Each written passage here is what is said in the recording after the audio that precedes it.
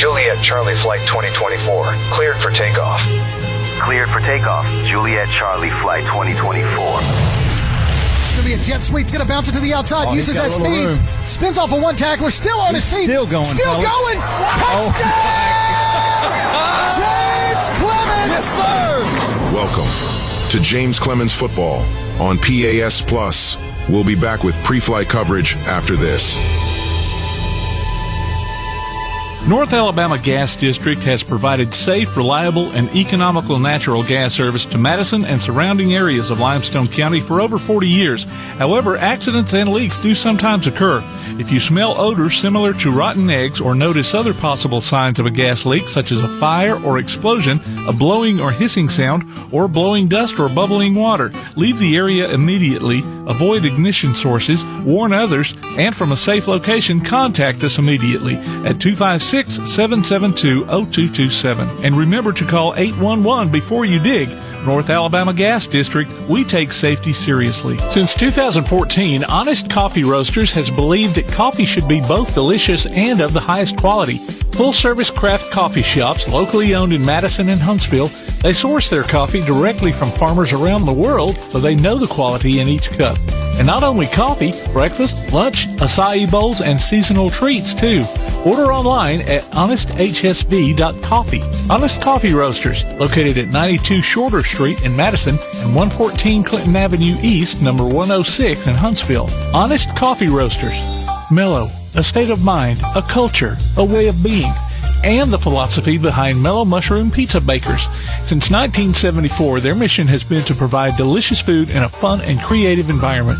The originators of hand-tossed, stone-baked classic Southern pizza, Mellow Mushroom makes their pies with high-quality, fresh ingredients to elevate the dining experience. So mellow out at Mellow Mushroom, a higher order of pizza in Huntsville at 470 Providence, Maine, and 2230 Cecil Ashburn in Jones Valley. Bankston Motorhomes, with locations in Alabama and Tennessee, carries an extensive inventory of motorhomes, including Class A diesel, Class A, Class B, and Class C motorhomes, fifth wheels, travel trailers, toy haulers, and tent campers from manufacturers like Tiffin Motorhomes, Fleetwood, Forest River, and many more. Bankston Motorhomes also has an experienced service department to help you with any service work or parts or accessories you need. Bankston Motorhomes, Huntsville, Florence, Albertville, Ardmore, and Nashville, helping families like yours build memories for over 40 years. Call 1-800-624-2899 or visit them online at bankstonmotorhomes.com.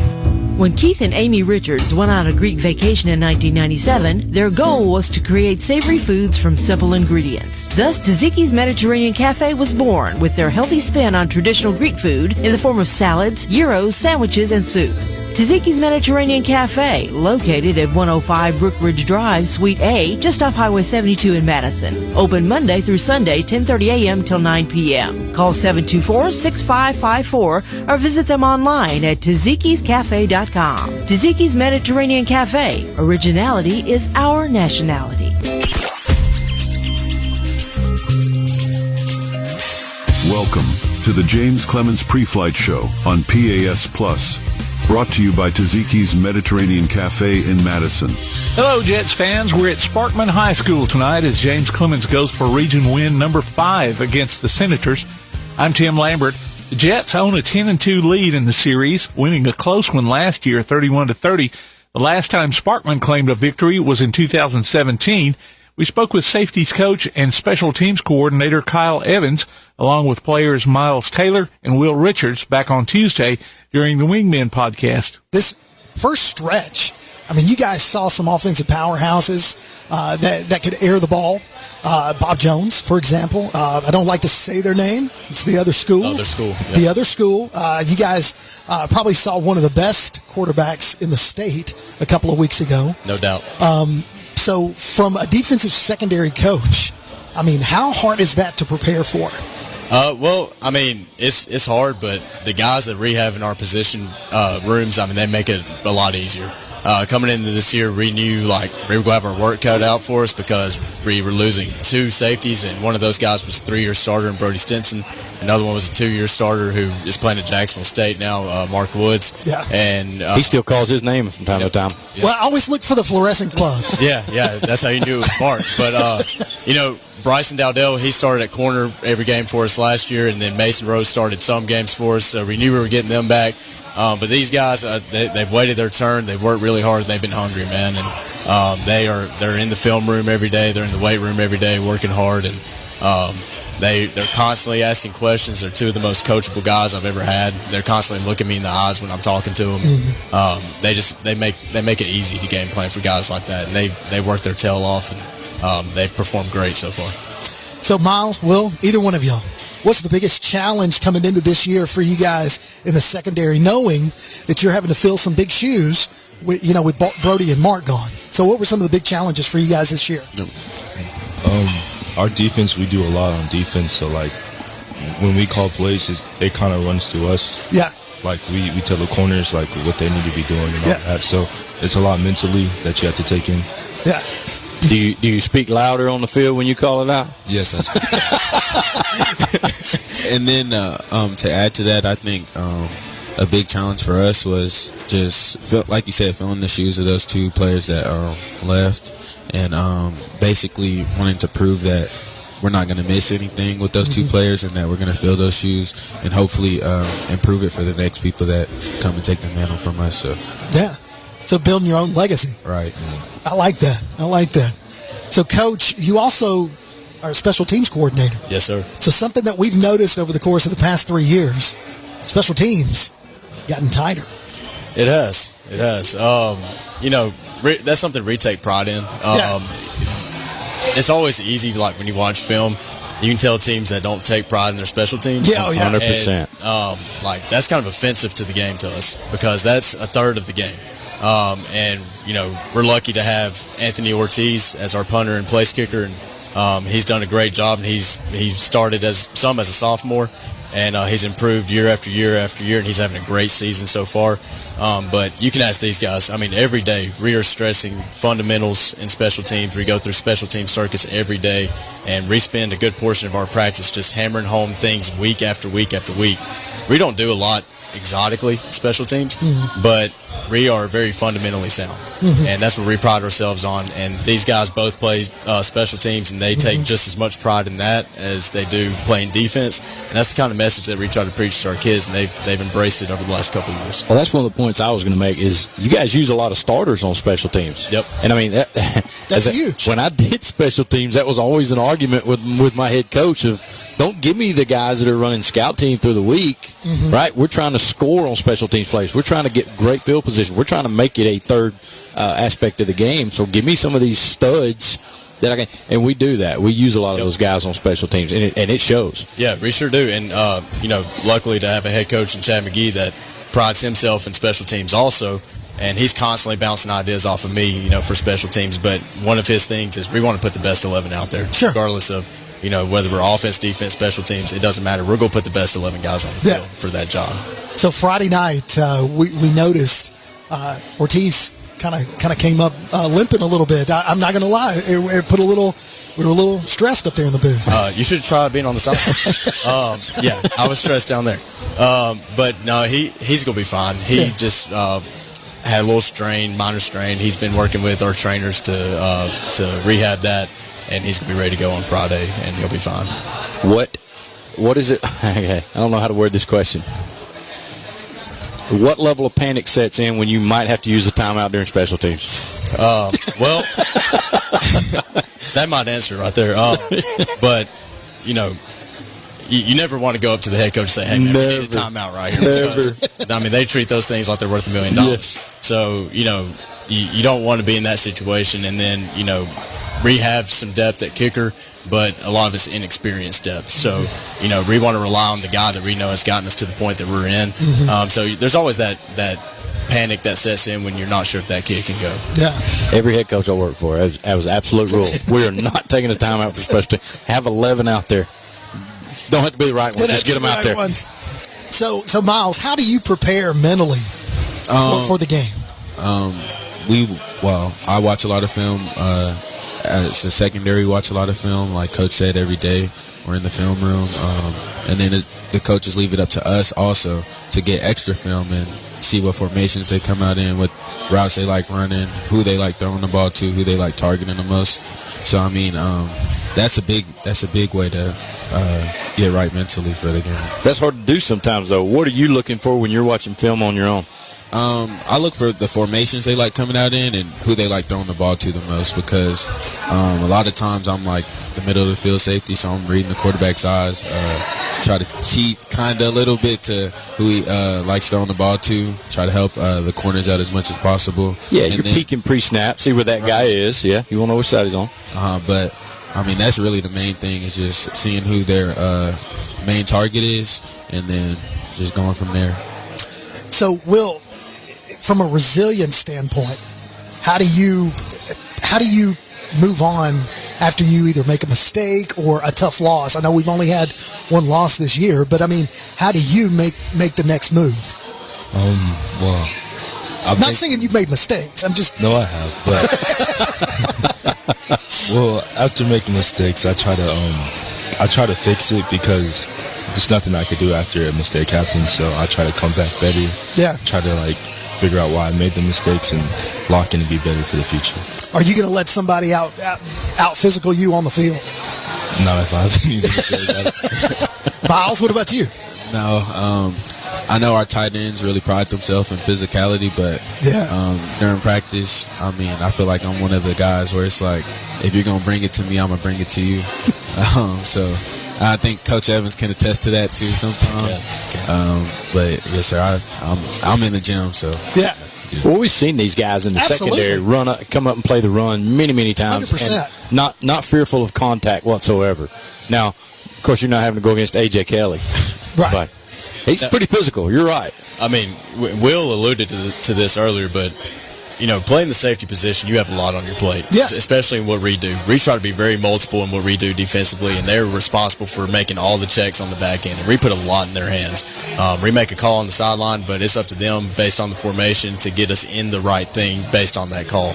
And not only do they have that on their plate, but it's really a hybrid position. Mm-hmm. You got to be just as good fitting the run as you do in coverage, because I mean, if we're playing a heavy 12 personnel team, they got 2 tight ends in the game, then they're in the fit just as much as a linebacker is.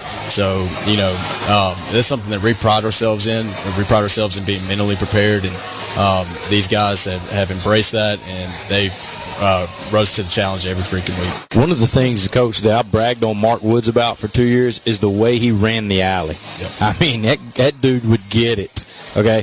And we're starting to see some of that, too, out of these guys, where you guys are really running up to fit those runs. Yep, we sure are. It's a little bit different style of defense. It is, yeah. We've changed defensive structure this year from what we did last year, so we're not getting as much of that alley run from the free safety from Will's position. He's more of an edge setter.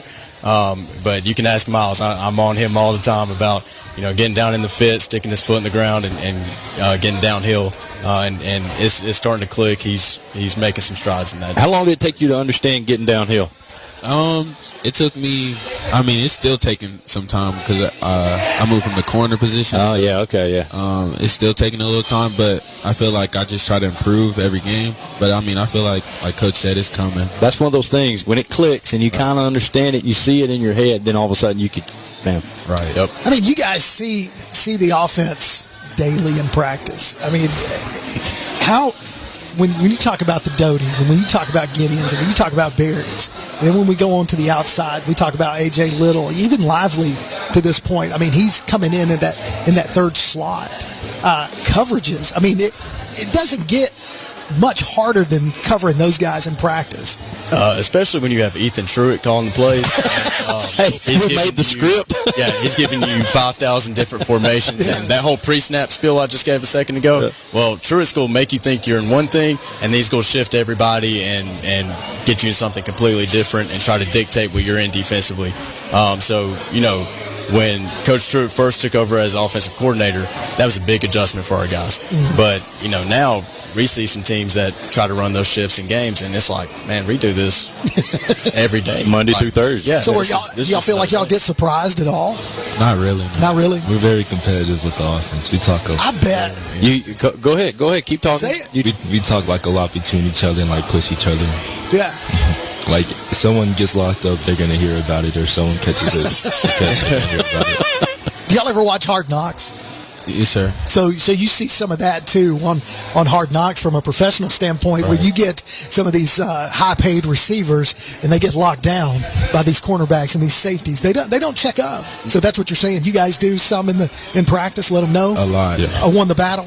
You win the battle. It makes it more competitive. Do they ever let you know that they won the battle? Oh, yes. They don't win very many. So, guys, what's some of the challenges that you guys have faced so far coming into these new roles? You changing in from cornerback to safety, and even for you coming in as a starter and getting in there at safety. What are some of these challenges you guys have been able to overcome this year? I mean, we're 6 games into this, so I feel like you guys have set down into what you're doing. But what were some of the changes initially?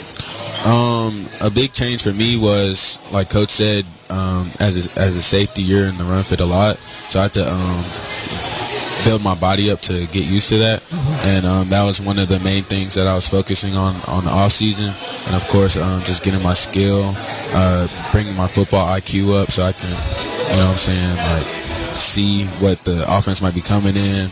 And just from a mental standpoint, just trying to better myself, and then especially from a physical standpoint, because the safety position relies a lot on that too. It's a lot more physically demanding. Right. What about you, Will? I'd say we're more aggressive, like at free safety this year, so tackling, I've been trying to get that right, and eliminating distractions. Yeah. How do you eliminate those distractions? Right now during the season, I'm just making football my priority instead of like things that don't matter right now, Yeah. No outside influences. Yeah. I like that. School, though, right? Oh, no, I do good in school. Yeah. All right, guys, talk to us about Sparkman real quick. Yeah.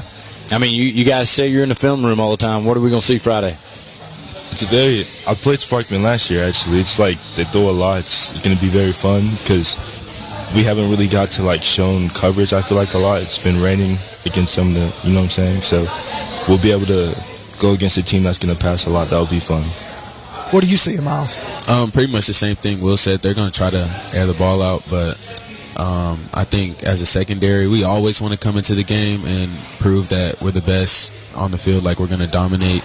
And I feel like Sparkman is going to test that, and I think we're going to be ready to show that we're the dominant force on the defense. What are you seeing, Coach? Well, I see a lot of dynamic receivers. They are very athletic on the edges, and they've got a really dynamic quarterback that they try to get out of the pocket a lot, and they're going to use his mobility to their advantage and try to get him some throws outside the pocket. And when it's not there, he's athletic enough he can take off and run. So we got to be really sound in coverage and just make sure, like, when he breaks the pocket and the play breaks loose, we call it scramble drill. We stick to somebody and we don't stop until the whistle blows. So, it's going to be a big challenge for us just because we haven't faced a ton of super mobile quarterbacks like that. So this is something that's kind of new, but we're definitely looking forward to the challenge. Guys, appreciate your time. Coach, man, best of luck, man, the rest of the season, too. Thank y'all for having us. That was safeties coach and special teams coordinator Kyle Evans, with players Miles Taylor and Will Richards sitting down with Kirk Pierce and Brad Kimbrough earlier this week on the Wingman Podcast. We'll be back with more of the James Clemens Pre-Flight Show on PAS Plus.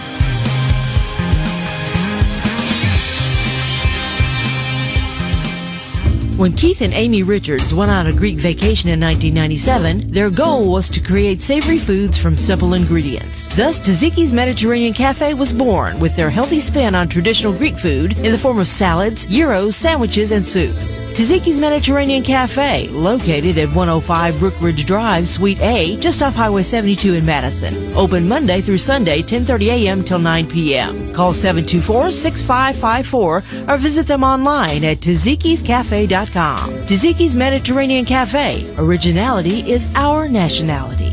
One of the worst feelings you can have is that of being stranded.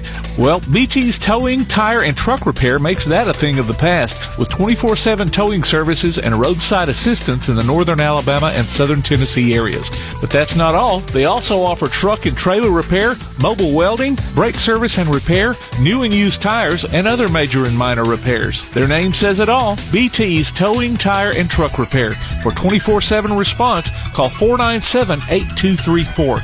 That's 497-8234. BT's Towing, Tire, and Truck Repair.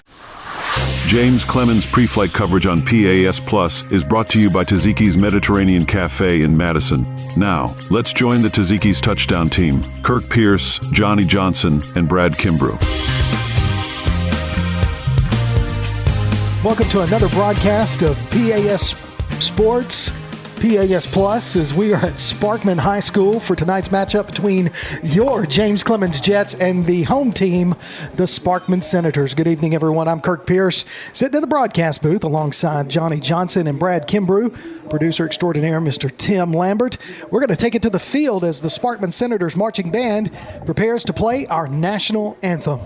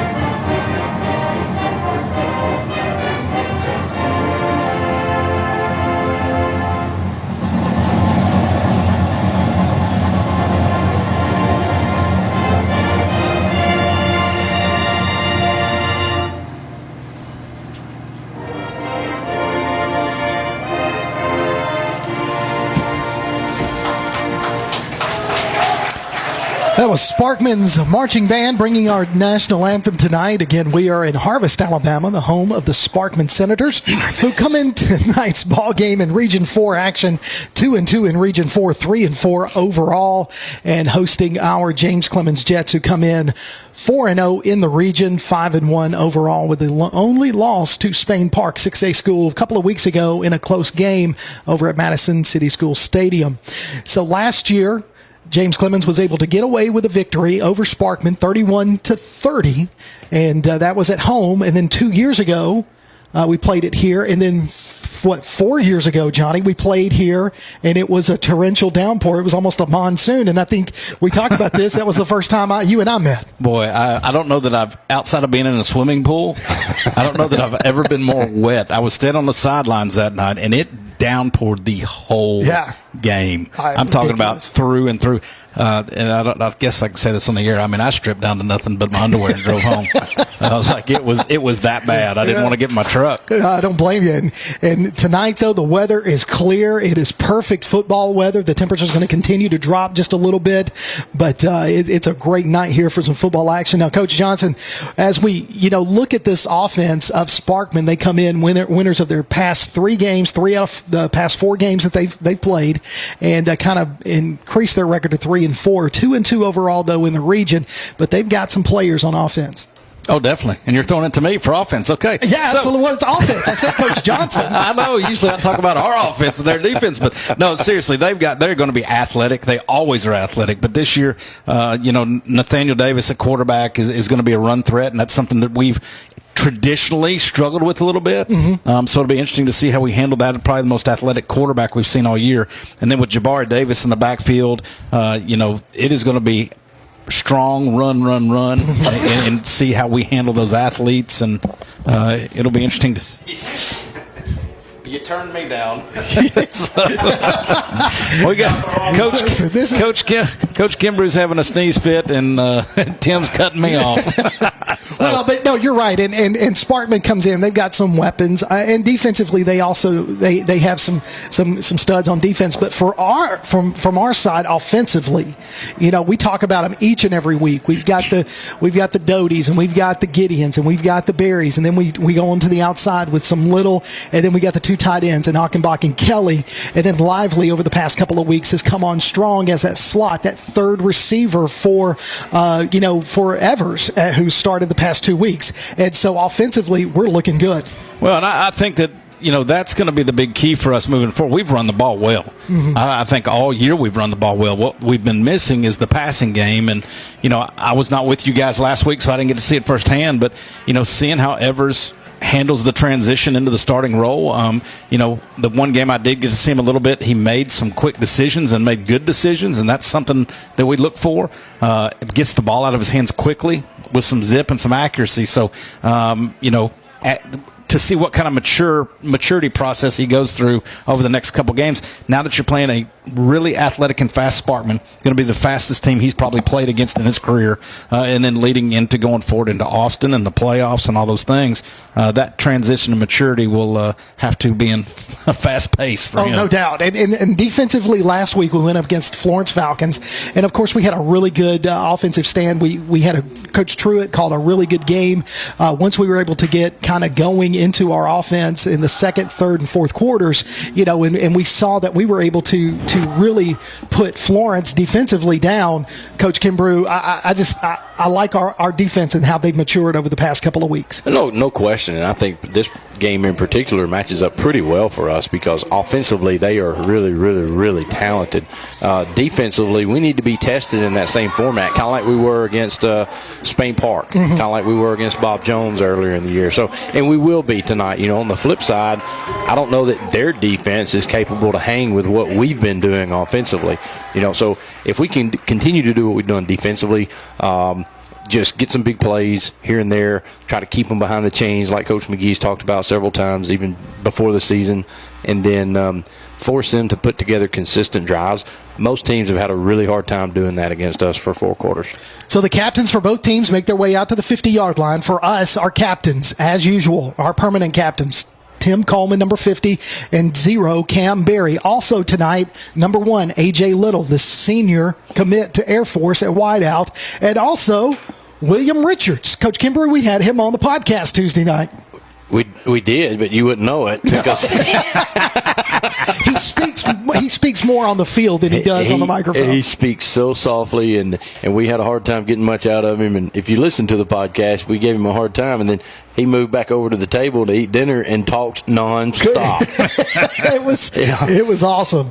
It was awesome. So looks like let's see what we did here after the coin toss. Looks like Sparkman won the toss, and they have elected to receive the opening kickoff. So we're going to get the ball to start the second half, and we're going to defend the north end zone. Coach Johnson, we don't see that a whole lot. No, usually you get the defer and take that thing in the second half. I just want to point out we didn't talk about their captains, and we didn't mention this guy in the pregame. Two of them are men. But 0, which is Jamarion Matthews, who's got some D1 offers, that is a grown man at defensive end that was out there for captains right there.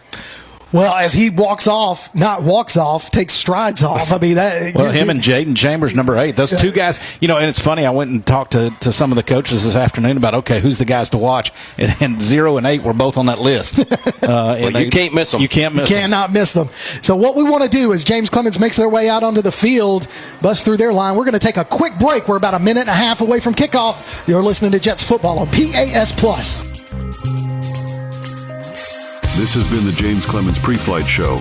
We'll be back with first quarter action on PAS Plus. When Keith and Amy Richards went on a Greek vacation in 1997, their goal was to create savory foods from simple ingredients. Thus, Tzatziki's Mediterranean Cafe was born with their healthy spin on traditional Greek food in the form of salads, gyros, sandwiches, and soups. Tzatziki's Mediterranean Cafe, located at 105 Brookridge Drive, Suite A, just off Highway 72 in Madison. Open Monday through Sunday, 10:30 a.m. till 9 p.m. Call 724-6554 or visit them online at Tzatziki'sCafe.com. Tzatziki's Mediterranean Cafe. Originality is our nationality. Whether you're an experienced golfer or a total beginner, Madison Golf Center has the largest, most up-to-date practice range in North Alabama, including a complete teaching center with the best and most experienced instructional staff available at your convenience. Madison Golf Center features the most complete driving range facility around, with a large grass tee area allowing for 100 hitting stations a day with a 14-day rotation. Open every day year-round and located at 401 Lime Quarry Road, between Wall Triana and Hughes Road. Madison Golf Center. Welcome back to James Clemens Football right here on PAS Plus as we get ready for kickoff. Anthony Ortiz lines up the ball at the 40-yard line, waits for the white hat to blow the whistle to get this game underway. Back deep to receive for the Senators. Number 13, that is Nathaniel Davis. And also looks like number 6 or 8 for them, Jaden Chambers. Is that right? Or am I seeing something different? I can't see. So here's the thing: 6 and 13. If you've ever listened to a race on on MRN Network, that's what you're going to get tonight. We may give you that. We lose a little bit of the 10-yard line in the south end zone. And Bradley loses about half the field where he's sitting. So Ortiz kicks it, and it's going to be fielded at the 5-yard line by Davis. Davis trying to find a crease. He does, all the way out to about the 27-yard line. So Sparkman getting good field position right off the bat, 1st and 10 from their own 27. Now our kicking team doing what they've done all year. Kick it off, put us in good position. We got great coverage. Go down there and make a tackle. And let's see this defense get after it. I'm really worried about our roster. Why? Well, 13 was back there and received the kick, who's supposed to be the quarterback with he's gloves coming on. in. Yeah. And now but he's playing receiver. And now he's at receiver. Yeah. So it looks like number 5, who we do not have on this roster, wow, is going to be the starting quarterback. So you know what? Most of the folks listening don't care really what the names of these guys are. We're just going to call it number 5. So number 5 back in the shotgun formation, puts a man in motion. It's going to be a jet sweep.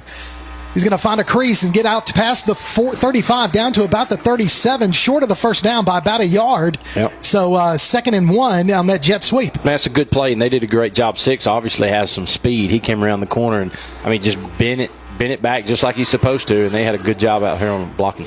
So single setback, trips to the far side, one to the near. We got a rush on, going to hand it off to the running back. He's going to be met in the backfield and brought down for a loss. A nice 2-yard loss there as number 41 goes in there. You know who that is, James Hollins with the tackle. Really good job right there by those guys of coming off the edge, and then James Hollins making the tackle. So 3rd and about 4 for the Senators as we're showing another blitz, and we jump off sides. Number 35, that is Tank Ezel, got caught on the hard count as he jumped. And that's going to move him in past the stick to gain and made first down for Sparkman on that penalty right there. And it was the hard count that got Tank, and he was anxious. We had a blitz coming in on the far side. So trips to the far, 1 to the near, single setback for number 5. That is number 1 in the backfield. Looking to pass. He throws it out to number 4, who catches it in the flat. He's going to be ridden down by Miles Major, the defensive back, as he gets enough for another first down. We're going to have to be really careful about those type plays of losing that outside contain. If we give those guys the outside, we may be in big trouble with the kind of speed they have. Not so sure that number 2, the number 5 is actually number 2, Jaden Scott. So 1st and 10 in James Clemens territory. Going to hand it off to the running back up the middle. He's going to be brought down again by number 41, Hollins, for the Jets. Pickup of about 3. We talked about early in the year, once Jay Young went down and Hopkins went down, with injuries, that Hollins was the guy that was really going to have to step up and be a big part of our defense, and he really has. He has. So we're running a 3-4 defense. Now it's a 3-3 stack as we're going to go with 2 corners on the far side as they're running trips. Going to be a flare pass out, and that pass intended for number 11 for Sparkman, and it just hit him square in the back. Well, he never even turned around. No, he didn't. He was trying to get a block. He's out there stock blocking, and that ball hit him right in the rear end. Yeah, there was a little mix-up on that play, and it's too bad we couldn't get through him because it would have hit us right in the chest if his back wasn't in the way. Yeah, that was Olander out there on the defense and was able to knock it down. Actually, just kind of put his hands on it as he was wrapping up the receiver. And if Coach Kimbrough doesn't talk much for the next few minutes, it's because he can't see that into the field. I can't. There's a pretty good game going on here down next to the end zone on the other side. Dropping back to pass, looking to throw. Got a rush on Hollins in the backfield. Now dumps it off and throws it out of bounds for a 4th down and about 7 is for Sparkman. Looks like they're going to bring out their punt team. And this is what we want, right? Keep them behind the chains and give ourselves a chance to get those turnovers on downs. Well, and to keep him on the scramble, you want to keep him contained, even though he's out of that pocket and uncomfortable. And I didn't realize we had a lefty back there at quarterback. Yeah. It'd be nice to know who he was, but I really do. I mean, I'm guessing it's Nathaniel Davis, but we don't know that for sure. We don't know. So back deep to receive is Doty. Doty comes up and waves everybody off, as that's going to take a Sparkman bounce on this turf and die right there at the 10-yard line. So it'll be 1st and 10, James Clemens from their own 10 with 10:04 remaining in the first quarter. Hey, great opening drive for us defensively. And Kurt, what do you think about these uniforms? You know I love these uniforms. It's a great uniform combination. I'll tell you that white jersey and the jet blue numerals with the jet blue pants and the jet blue helmets. It pops, doesn't it? I just feel like it's daytime. It makes you feel like you're wearing Chapel Hill, North Carolina. Chapel Hill, yeah. You can give it to him. I'm more of a Duke fan, but hey, I don't blame I knew there was a problem with you. I can see that about you now. I mean, not that I'm a North Carolina fan. It's just I know Duke people. Yeah, well, I also pull for everybody Alabama. hates Christian Laettner. Oh, nobody likes Alabama either. Oh, wait. So Doty takes it on a direct snap, trying to find his way around the outside, and it's going to be wrapped up as he gets to the line of scrimmage, forces his way forward for about 3 yards, so 2nd and 7 on that carry. Yeah, he may have got almost 5 right there, 4 or 5. Yeah, it looks like now they're going to give him 5. They gave him a few more yards there. Of course, we're a long way away and low to the ground. The angle that we have. I'm going to tell you what. Is that number 0? I can't tell if it's 0 or 6. Somebody was coming up holding their arm.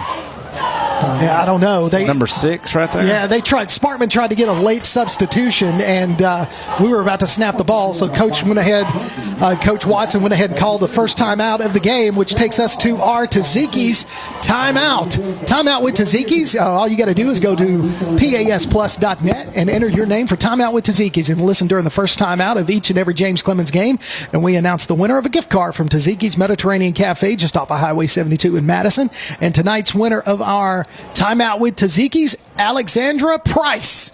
Alexandra, congratulations, and thank you for going online to pasplus.net and entering your name for Timeout with Tzatziki's. You get a chicken dinner for 4, a family feast of chicken from Tzatziki's. What do you think about that? Winner chicken dinner. Alexandra, one of our great teachers over there at James Clemens High School. Well, thank you. How about that? I know who she is too. Yeah, about that. So she gets y'all need to call her and see if she can share some of that chicken. All right, Evers. Kimber's on it. I got it. Evers under center. Got an I formation, which is Barry and Gideon in the backfield. Little split to the far side. Everybody else in tight. We're going to hand it off to Gideon around the far side. Gideon is going to be wrapped up in the backfield for a loss of 3 on that one. And I tell you, they shot the gap on that. Well, and something to keep an eye on right here, 0, which is Jamarion Matthews. We know that for sure. Came off holding that shoulder like he had a stinger or something. He's back on the field for this play. But something to watch tonight. If he's got something that bothers him like that this early in the game, it could be an advantage for us. I hope so. So 3rd and about 8 after the loss on the play. So we're going to go trips to the near side. Evers, nobody in the backfield with him as he's in the shotgun formation. 2 splits to the far side. It's going to be a swing pass out to Doty. Doty trying to find some room. Tries to find a block. Gets around one guy down to about the 15 before he's tackled at the 16-yard line, which is way short of a first down. So we're going to have to punt. Well, and I'll tell you what, they sniffed that out pretty well early, but we still did a really good job of blocking because they had a bunch of black jerseys. Usually you get that quick pass out there and you've got some space to work with. We had no space, but we had guys that were really holding on to their blocks a long time and really gave him a chance to almost break away right there and get the first down. I don't know how much those passes are going to be there for us. I mean, Sparkman, what they've seen Evers throw is a lot of those. We may have to take some chances in the middle of the field. Agreed.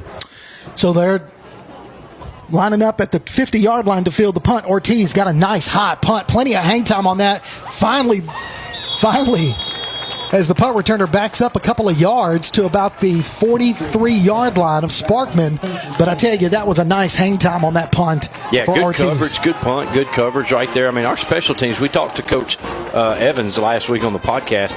Our special teams have done a really, really good job throughout all season. So you can follow PAS Network on Instagram, Threads, and X, and look for the PAS Network on Facebook. We'll keep you updated on scores via Score Stream tonight and throughout the week, as we talked about it during our Tzatziki's pre-flight show, as It's a great Region 4 matchup right here between Sparkman and James Clemens. Going to hand it off to number 1, trying to find his way through. Falls forward for a pickup of about 5 yards on that play. Still short of the 50-yard line. He's 2nd down and 5 for Sparkman. You know, something that's give us fits in the past is when you get like a counter GT action or even a buck sweep action. And that time we did a great job of stuffing it. Same concept right there. So they, with a quick snap and a read option, hand it off to the same running back as he picks up 2 yards on that play. It's going to be 3rd and about 4 for that one, so he's still short of the 50. Well, that one got bottled up in a hurry, and DJ Davis was able to come off the end and just jump on his back and hold on and get him down. So they are lining up with 2 splits to the far, 1 to the near. Rozier is the big wide receiver closest to us as they got a single back to the left of the quarterback, who is a lefty. Takes the snap. It's a high snap. Going to fake the handoff. Now it's going to be a reverse, and it's going to be snuffed down the backfield. Back in the backfield for us, number 16, Rashad Freeman, back there to meet on that little pitch and reverse. Bad call there by Sparkman. You know, we haven't called Rashad's name very much here lately. No, but he was in position there. He did a great job right there. I mean, he was just sitting on that one, waiting for it to come. Yeah, and he wasn't sitting on this side like he stayed home waiting for a reverse. He's in the middle of the field waiting on the reverse. Yeah. So that brings up another 4th down for Sparkman as they line up to punt for the 2nd time tonight. You just wonder if Rashad right there started going, man, this is too easy to chase this play. I better just stop and see what's coming to me. Some late substitutions for Sparkman as they have yet to start the play clock. And don't worry, there's not a number 7 on our roster either, but he just came on the field. Yeah. So Doty standing at about the 18-yard line. Snap. Comes in. We gave him a little bit of a scare as he kind of hit that one off the side of his foot. And then the ball rolls out of bounds. Yes.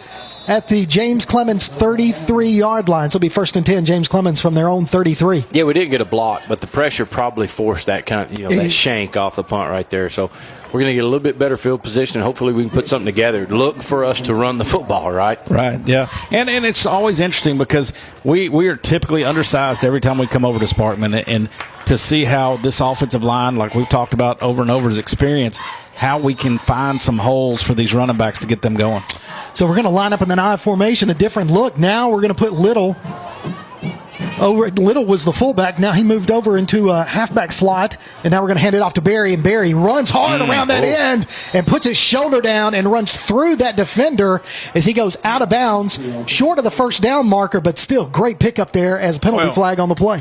Well, and something we haven't called Barry a lot either on the handoff. Check that. There's no penalty. I mean, Gideon's been getting the majority of the handoffs, and we haven't got to talk as much about Barry. And boy, he hit that like we're used to seeing. Yes. In a hurry downhill, and then punish that cornerback. Punish the poor corner. I think he'll think twice before he lowers his shoulder on Cam again. So Cam is going to be the single back. Now Evers is going to go under center. Puts Doty in motion. It's going to be fake the jet sweep, handed off to Cam. Cam's got a hole, tries to bounce it to the outside, wrapped up, still gets the 1st down on that one. 1st and 10, Jets. And nice play design. Yeah, it was. And we're seeing a little bit different motion than we've seen in the past, where the quarterback's going from under center back into shotgun back under center with other guys moving. That's a little new wrinkle that we haven't seen a ton of. The other thing, Barry, instead of really just putting his head down and running through that safety like he's used to, he tried to do the little sidestep right there like we see out of MJ, and that safety did a good job of wrapping him up. So now Gideon comes in, Doty goes out. Now we're in I formation as Kelly goes in motion. Evers under center. Now we're going to hand it off to Gideon around the near side, and he's got nowhere to go as they sniff that out. And I tell you, they have seen that plenty of times on tape. Well, when you get those 2 tight ends on the same side, there's about a 90% chance it's going to be zoned this way, right? And everybody's going to know that at this point. Coach Truitt knows that everybody knows that, so you wonder what's going to come off that later. Well, and also you just think about the 2 running styles. We talked about Barry and Gideon. With this athletic defense that we're seeing with great speed, sometimes running right at them is a good option instead of stretching that thing out. So 2nd down and 11 after the loss of a yard on the play. Now Doty comes in motion to the near side. Barry in the backfield. Evers dropping back to pass, looking to throw. Sidearms it. Lively goes up in the air, makes the catch for a short gain of about 6 yards. But still, it was a little sidearm throw because he had some defenders in his face and gets the completion. But he threw a dart. He did. I mean, and Lively's got a guy already hanging on him when he went up. But he goes up and secures the catch. And it's some confidence from that sophomore because that's a dangerous throw. Yes. If you overthrow him, there's safety sitting sitting behind him that may get the interception, but he had to throw it high to get over the linebackers that were in coverage right there. So really a dangerous throw, but, man, accurate and put it in the only place our guy could get it. So Barry stays in the backfield to the left of Evers. Two splits to the far, Little and Doty. Now Lively runs out to the sidelines. Now they're going to throw it out to Doty in the flat. Doty trying to find some room. Gets around to the far side. Nice block there by Lively. Doty still on his feet now, finally brought down in Senator territory, down all the way to about the 36, 37-yard line. So 1st and 10, James Clemens. Well, I got scared there for a minute that he wasn't going to get upfield and get the first down because he danced a little bit. But Doty does what Doty does and ends up gaining about 8 or 10 more yards than I even thought he would get. I'm back in the game, boys. Yeah, we're on your side of the field where Coach Kimbrough can see again. So 1st and 10, James Clemens from the Sparkman 37-yard line. Barry stays in the backfield. Now Doty goes in motion from near to far. Now we're going to hand it off to Barry. Barry looks to get to the outside, still on his feet, gets to the first down marker, then some, down to about the 26-yard line. They're going to say he went down at in between the 26 and 27. First down, James Clemens. And Bradley, you got more football experience than I do, but going back to that run situation, when we stretch that wide zone out, with those guys that are so athletic, it's tough to hang on to those blocks and find those holes. No, you're right. Whereas we can turn them for just a second if our guy's coming downhill in a hurry and find a crease. Yes, get a crease and get north versus an athletic defense that can run the perimeter really well and cover a lot of ground, sideline to sideline. Look at all this motion as now Doty goes into I. They've marked us a yard short as Doty spin moves. Now he gets the first down. So they marked him out of bounds at the 28-yard line. Now he gets down to the 26, picks up enough for another first down. Well, these motions are definitely different tonight. Am I wrong? Yeah, that was a lot of dancing. I wasn't here last week, so I don't know. But no, they didn't have this last week. They've thrown some new motions in. So now Doty goes out, Gideon comes in, so you're going to have Gideon and Barry in the backfield with Little split to the far side. You've got Achenbach and I think Kelly still in the game, so both tight ends on either side. So we got a full offensive line there for the I formation. So now Evers going to hand it off to Gideon. Gideon trying to dance his way through. Does get through down to about the 20-yard line. Picks up some more yardage there, about 6 yards on the carry. Well, and now Gideon went straight downhill that time, and got a big chunk. So it's interesting because we've got some versatile type athletes on the field, whether it's Doty coming into the backfield, whether it's Gideon splitting out at receiver sometimes. Coach Truitt's able to put all these motions and put people in different formations that they may not be ready to see on defense just because we can put guys in multiple places. Oh, easily. So Gideon stays in the backfield in the tailback slot, and they're going to hand it off to him on the far side. He's got to get around. He does. Past the first down marker, and then some more. As you look downfield, as you've got, I think that's No, that's A.J. Little taking his blocker all the way down to the 5-yard line. And first down, James Clemens. Something they've done a great job all year, whether it's Doty out there, Lively, or Little out there. They do a great job of locking on guys and trying to hold those blocks downfield as long as they can. So we're at the 11-yard line in the red zone for the first time tonight. Evers is out. So now we've got Doty. Doty's going to take a direct snap, and he's trying to find his way through. Dances through, gets in the touchdown. James Clemens. Yeah, MJ Gideon's the one that led him up through there and did a great job that time. Well, and what patience on Doty, because he actually almost beat Gideon into the hole, and he paused to let him get in front of him. And once he did that, there was nobody to stop him going to the end zone there. And, going back to what you were talking about earlier with the defense running really sideline to sideline, and it's hard to get on the outside. That can help you set those things up, though. You keep testing that outside, and then come back to the middle and vice versa. So Ortiz lines up for the extra point. Brad, tell me. It's good. All right, there we go. I can't see from over here. So with 2:49 remaining in the opening quarter, James Clemens strikes first, 7-0. You're listening to Jets football right here on PAS Plus. If you're looking to make your business stand out, save yourself some time and make Apparel Lab in Madison your first call. Apparel Lab will help you grow your brand with custom t-shirts and hoodies using their unique direct-to-garment printing. Laser engraving can put your design on mugs and tumblers. Plus, they can help with custom-designed hats, stickers, banners, signs, decals, and much more. Apparel Lab. Call 344-4656 or visit them online at apparellab.inc and on Facebook and Instagram. Located in the Madison Mall Shopping Center on Old Madison Pike. Apparel Lab. 2:49 remaining in the first quarter. James Clemens with a 7-0 lead as Ty Doty takes it in from 11 yards out for the first score of the ball game. Ortiz puts boot to ball. I just don't even know what I was trying to say there. Boot to leather? Boot to leather, something like that. And now that kickoff return man gets all the way past the 30 down to about the 34-yard line. So he was able to get some good yardage there as he fielded it at the 10. Well, this is a night that, we talked about Ortiz and how improved he is in the kicking game. This is the night you'd really like him to get it into the end zone as much as possible, because with the athletes they have, it's always dangerous on kick plays. Yeah, but on those first 2 kickoffs, it's like we haven't even tried. Yeah. It didn't look like it was even attempted, so not sure what their thought process is. Well, remember last week he did tweak his ankle a little bit. I know. So he did. He came up limping a little bit last week, but Coach Evans said Tuesday night that it was fine. As number 3 is going to get in the back, he's going to be tackled in the backfield by Rashad Freeman. He took it personally. We hadn't been able to call his name. That's 2 big plays tonight, big time. So a loss of 2 yards on that one makes it puts it down to the 31-yard line. 2nd down and 12 for Sparkman, as now the clock starts running at 2:22 and counting in the opening quarter. Clock. Yeah, there is. I got to lean forward to see it. It's down to my left. So they're going to go 2 splits to either side, one running back in the backfield to the left of the quarterback, who is Keaton Williams, number 5. We did get that checked out. As look at this, he's got to get out, and he throws it into the ground. Look at that pressure, guys. I'm going to tell you something. Rashad Freeman, who is down there at that defensive end position, and we talked about how we lose the defensive end, we got guys out to injury, other guys having to step in. He is just wearing out the tackle for Sparkman right now. So Jock Dennis and also James Hollins were in hot pursuit big time of the quarterback, Williams. I'm going to tell you something right here. He loses his helmet, the earpiece or something pops out right there. Earpiece out. One of their guys that's injured, I guess, from Sparkman, stood on it, so he couldn't find it.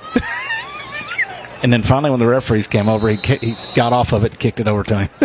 It's classy. That's good sportsmanship. I'm glad I watched all that. Yes. 3rd down and 12 for Sparkman. Dropping back to pass, looking to throw. It's going to be a little screen pass to the underman, number 11, and he's got some room. Finally tripped up after the 40-yard line, short of the first down by about 3 yards. But I tell you, man, that was a good little. It was a good play. Really good play. It almost worked out for him. Coach, Miles Taylor. How many AHSA sportsmanship awards do you think Sparkman's won? You've been hanging on to that one since just the I will say this. If you ask a lot of people on our side of town, especially last year's class, this would be like 1B to the Bob Jones group. Yeah, I agree. I agree with that. As far as rivalry and wanting to beat somebody, it's kind of 1A and 1B. So the punt goes over Doty's head. Doty didn't even go back to field it, and I'm not really sure what. We didn't even set up a return either. Yeah, I don't know what happened there, but it's going to be down at about the 9-yard line on that one. Now listen, this football season, as we have all season long, for the Wingmen podcast, we'll talk to James Clemens coaches and players every week live from Walk On Sports Bistro in Madison. You can hear it on your PAS Plus app, on your Alexa device, and online at jcwingmen.net. And Coach Kimbrough, hey, you're kind of by yourself Tuesday night. Yeah, I'm going to wing it. Hey, we'll very good. Well played. Yeah. See, that's why I got a co-host. I got a guest co-host coming. Somebody who's really fired up. I think it'll be a good time. I think so. So join us at the Wingman. It'll be their second ever podcast. Yep. Thanks. Made it very clear in their first one. That's right. So the Wingman podcast this Tuesday night, 7 o'clock live from Walk On Sports Bistro in Madison, as Evers in the backfield. Going to hand it off to Barry. Barry to the near side, trying to find a hole. And nowhere for him really to go, as he only gets about 2 yards on the play. Now they're going to say only a yard. So it'll be 2nd down and 9 as he picked that up. And, I think you're right, man. We got to get some air flowing here as we're under a minute remaining in the opening quarter. So 2nd down and 9 from the 10-yard line. Trust me, I can see what's going on, Brad. I can't add any commentary to it. When I lean up, I can see like the scoreboard and the part of the field goal post. Is this the lowest press box of all time? It's kind of like, sounds like it's like Mizzou.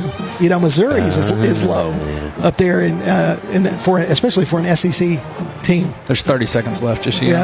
So 2 splits to the far, 1 to the near. Going to hand it off to Barry to the far side. Barry trying to find an angle. He does. Finds a hole on his way out.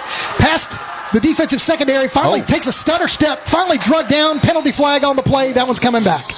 You think? I mean, who was even near him to make a hole? Well, you had Little on the far side blocking downfield. Yeah, so Little the flag being thrown around the 35 back there just could have been them grabbing his face mask. I mean, if you want to go that route, I mean, that's possible. I mean, I'd love to go that route. And that's exactly Thank you. Hey, you're welcome. So face mask on the play. I was looking at Little. I was throwing him under the bus. He made that burst right there, and then he tried to pull the brakes and let him fly right by, kind of like Tom Cruise, right? And when they did, I saw his head. Get inverted. He's trying to get inverted to give him the international peace sign. No, he diplomatic relations. Those are not movie quotes. No. No, but seriously, he was trying to outrun the guy, and he wasn't going to be able to. So he pulled the brake and tried to skip to the left, and I just saw his head kind of bob forward. So I was hoping maybe they grabbed at him right there. So after the penalty flag, we're going to let the clock run out, and that's going to be the end of the first quarter here. And Sparkman as James Clemens with a 7-0 lead. You're listening to Jets football on PAS+. Athens Utilities comprises Athens Electric, Athens Gas, and Athens Water Services. Together, we are committed to providing reliable and affordable electricity, natural gas, and water and wastewater services. We operate as part of the City of Athens, and just like our city's motto of Athens is classic, Southern, character, we believe in supporting what makes our community special. And that includes local sports. Call 233-8750. Come by our office at 508 South Jefferson Street or look for the link online at athensal.us. Applebee's Tailgate Talk wants to recognize our local athletes, and you can help. Go to tailgatetalk.net throughout the school year to vote for the Applebee's Neighborhood Athlete of the Week. The winner will receive a gift card from Applebee's Neighborhood Grill and a t-shirt from Gotcha Covered Screen Printing and more. Submit your own nominations for future polls, too. While you're there, check out the Tailgate Talk archives and see what you might have missed. That's the Applebee's Neighborhood Athlete of the Week.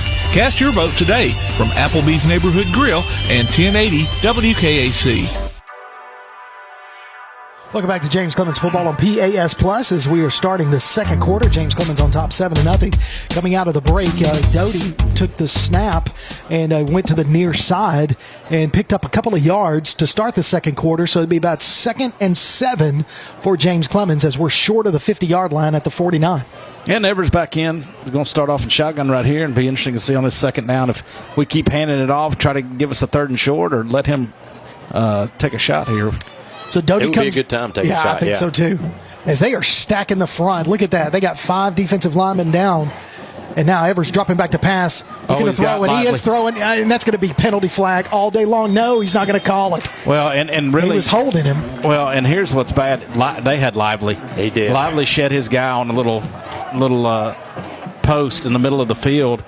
And everybody is so locked into Doty. Yes. Including our quarterback. Yes. But Lively, coming out of that slot position, ran a little skinny post in the middle of the field, and boy, he had him beat. And I know he's young, and I know he doesn't have a ton of meaningful varsity reps, but I think that's going to be the difference in Evers late in the season and in big games is use Doty as the decoy. He's already a decoy, so lock into him early and then come off and go through those other reads. So trips to the far side, one to the near. Evers in the shotgun, Barry to the right as Coach McGee decides he wants to take his first time out of the game with 11:07 remaining in the opening half. James Clemens on top 7-0. We'll take a quick break. You're listening to James Clemens football on PAS+.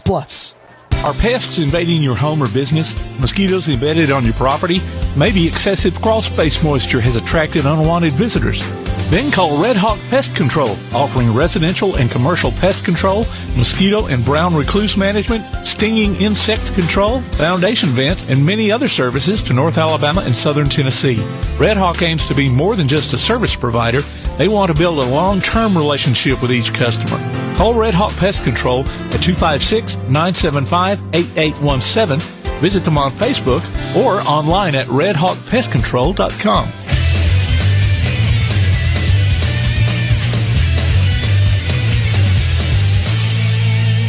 Welcome back to James Clemens football on PAS+. Coming out of the timeout, we're going to go trips to the far side, 2 to the near, as Barry and Gideon are split near, and it's going to be a swing pass out to Gideon. Gideon picks up a couple of blocks, takes off down. Now we got a penalty flag on the play as Gideon's going to get into the end zone, but I believe that one's coming back because we've got, good grief. I mean, we had perfect block, but maybe just too perfect as that one's going to come back.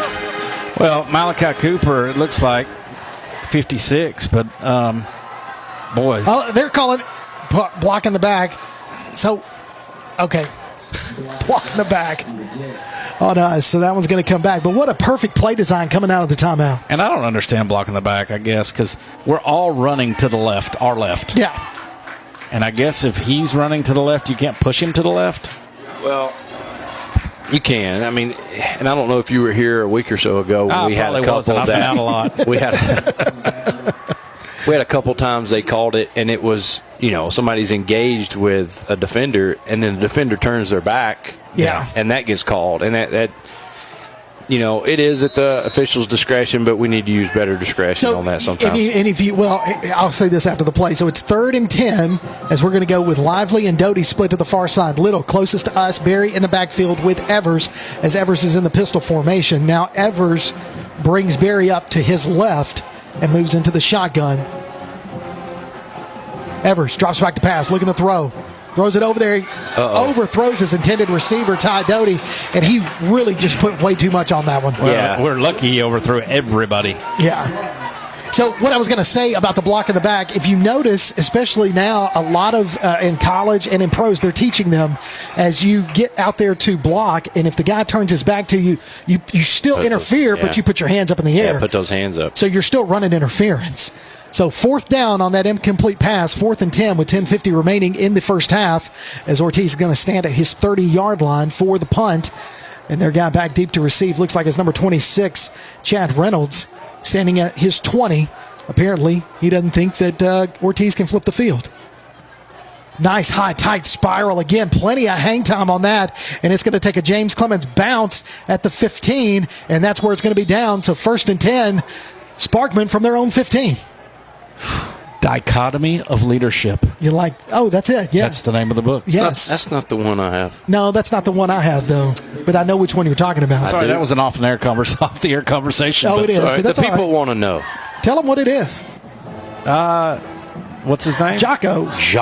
Yeah, it's a Navy SEAL, but about the dichotomy of leadership, about how you lead or how they used leadership in the Navy SEALs. Mine's Leadership Strategies and Tactics. That's the one I have. And it's really, those two are great books. I know that one is, that Brad just said. All right, 10:39 in the first half as they're going to take a snap, hand it off to the running back, and he's going to try to find his way around, and he's going to be brought down by number 36. Jacques Dennis again getting in there with the initial stop for no gain on the play. Jacques. That's such a cool name right there, Jacques. Jocko. I like that. It's not Jock. It's Jocko. Jacques. I'm looking at it how it's put. I'm talking about Jocko Willink. I'm talking about Jacques Dennis. Jacques Dennis. All right, we're done. 10:13 and counting in the first half. James Clemens on top 7-0 as 2nd and 10 for the Senators.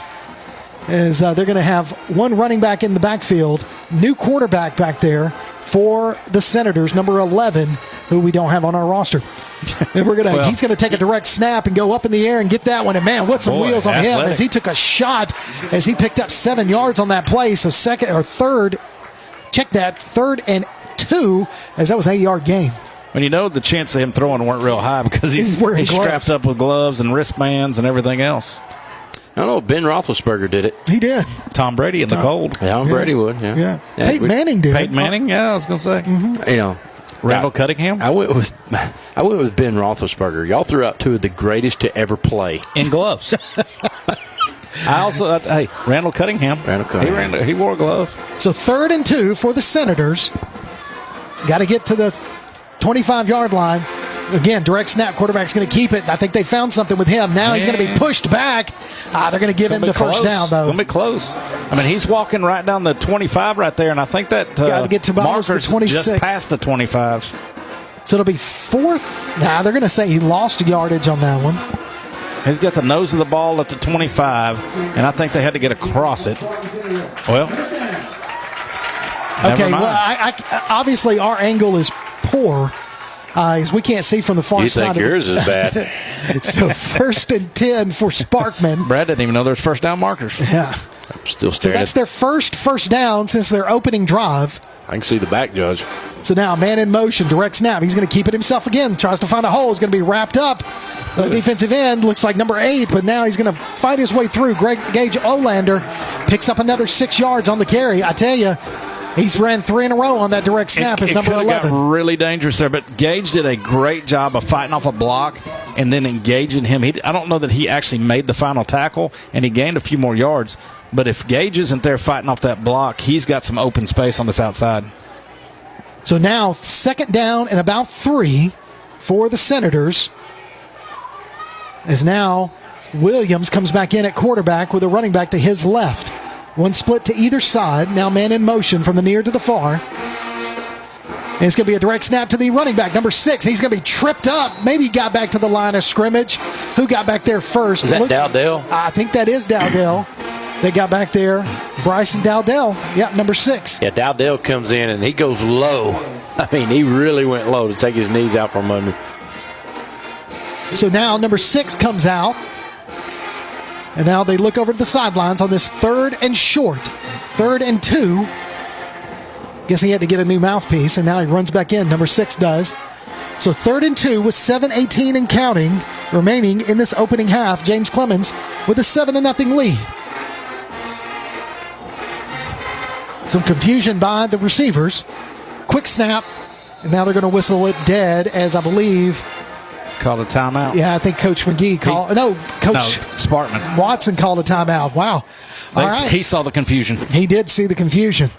So the James Clemens Coaches Show comes your way every Wednesday morning at 11:05 on 1080 AM WKAC. We'll talk to Coach Chad McGee and get the inside scoop on the Jets. If you miss it, go to WKAC Sports page at WKAC1080.com and click on the James Clemens link to find the archives. So, coaches, we've seen already, both teams have had the ball quite a bit. We were able to punch it in on the last drive and take the lead here. But what we're seeing from Sparkman is a lot of direct snaps to the running back or to the quarterback as they come in and try to mix things up.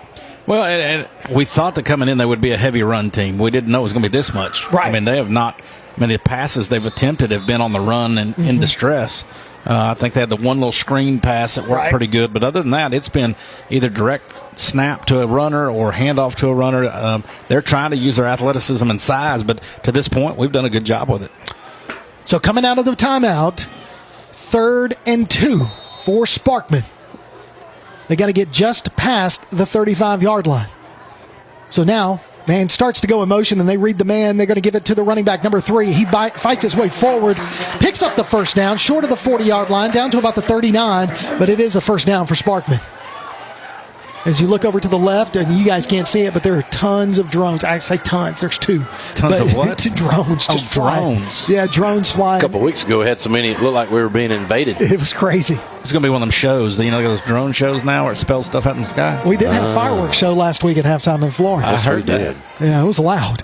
So 1st and 10, got to get to the 49-yard line before another first down. Sparkman driving with 6:35 remaining. Direct snap to the running back, and he's going to be wrapped up by, again, number 41, James Hollins. Hey, man, he's been playing so well lately, And Coach McGee talked about it and just said, the guy's got a motor, just goes all the time. He's going hard, and it shows. Absolutely. Junior coming in and having to switch positions. Now he's playing on the defensive end side from the linebacker slot. We called his name earlier in the season when he was playing in at linebacker and getting some plays, but now he's just kind of been a force on that defensive end. I think he's a guy that, physically there was never a doubt he could play.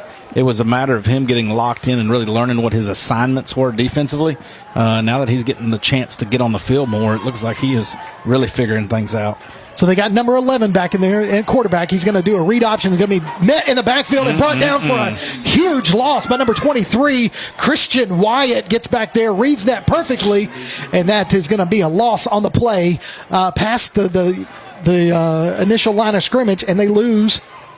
Now, I tell you what, that guy over there holding that yard marker, he keeps walking up and down the sidelines. Finally, he loses it and gets back to the original line of scrimmage. So 3rd and 10 for Sparkman. I mean, he moves before the line judge does. He's not even waiting.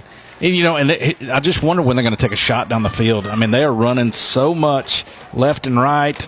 And as we start to attack and get in the backfield like we did right there, there's got to be a point where they throw one up. You would think. You got to. So Miles Taylor is the free safety. We had him on the podcast the other night, and now this is his time to shine. On cue. Looking to throw it deep. And it's going to fall out of his hands.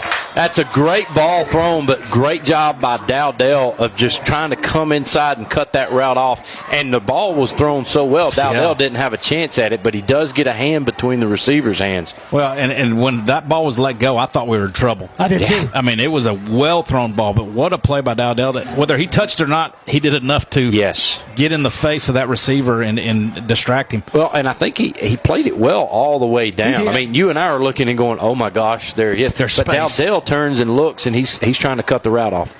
So a high punt to Doty. Doty's got a chance and is going to field it at the 20-yard line, goes to the far side.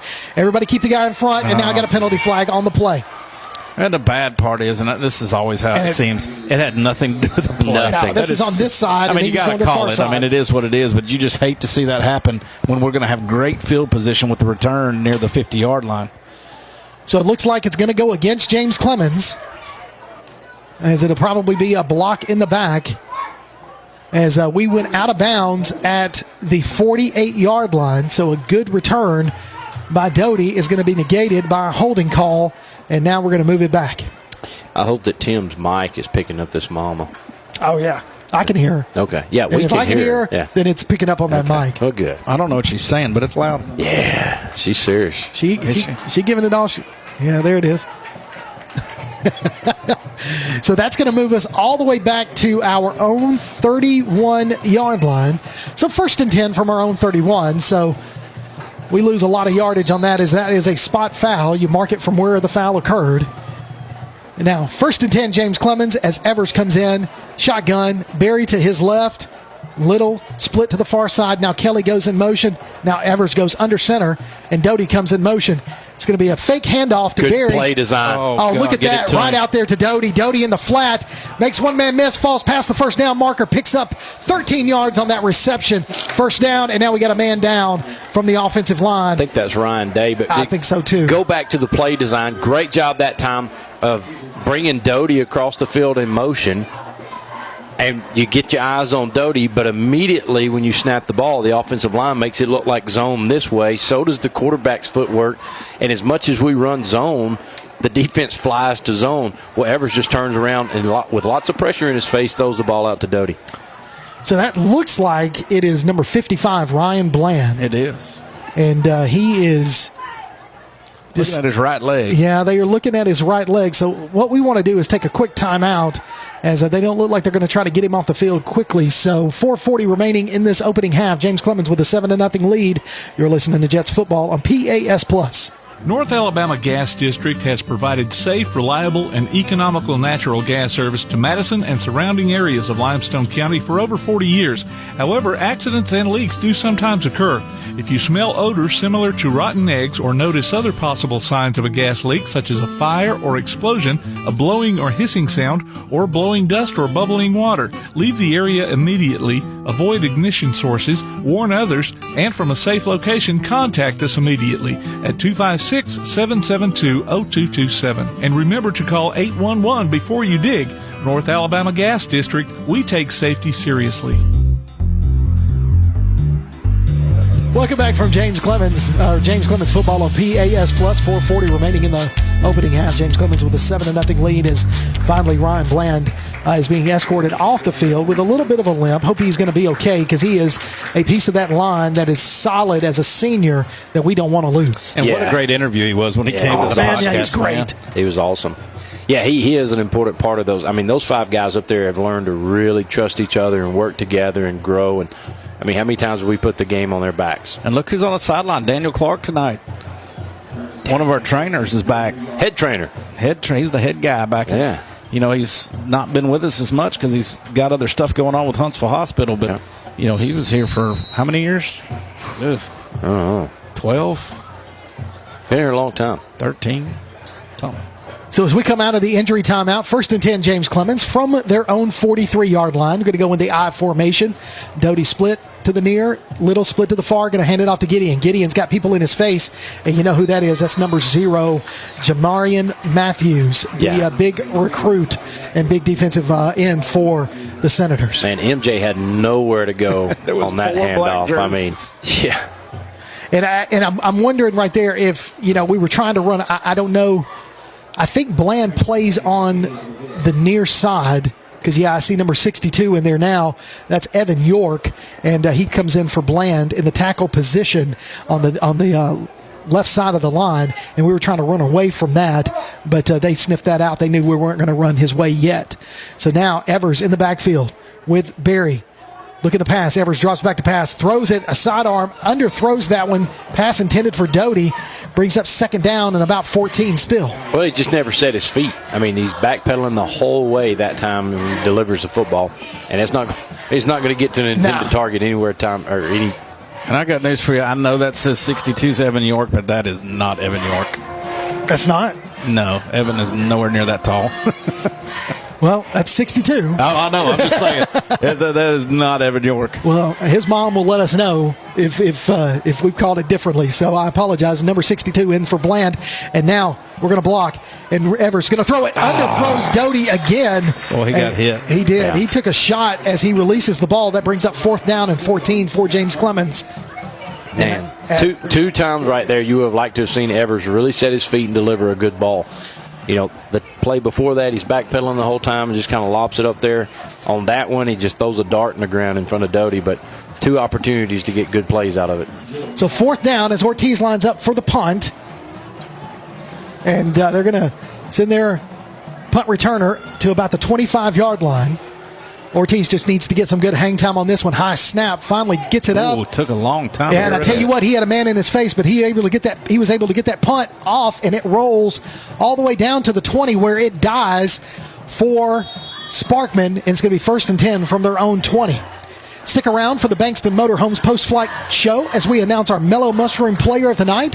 Our featured jet will get a gift card from Mellow Mushroom. Who will it be? As last week it was Tank. Tank Ezel was our winner last week, and Travis Ezel, yeah. Call him Tank. Yeah. Oh yeah, even his mama calls him Tank. Oh, okay. They have good. shirts I was just that trying to take say care Tank. of Mama. Okay. I was just trying to take care of Mama. Oh yeah, I took my car over to Madison Automotive, their That's place right, this you sure week, did. and talked about Tank with his mama.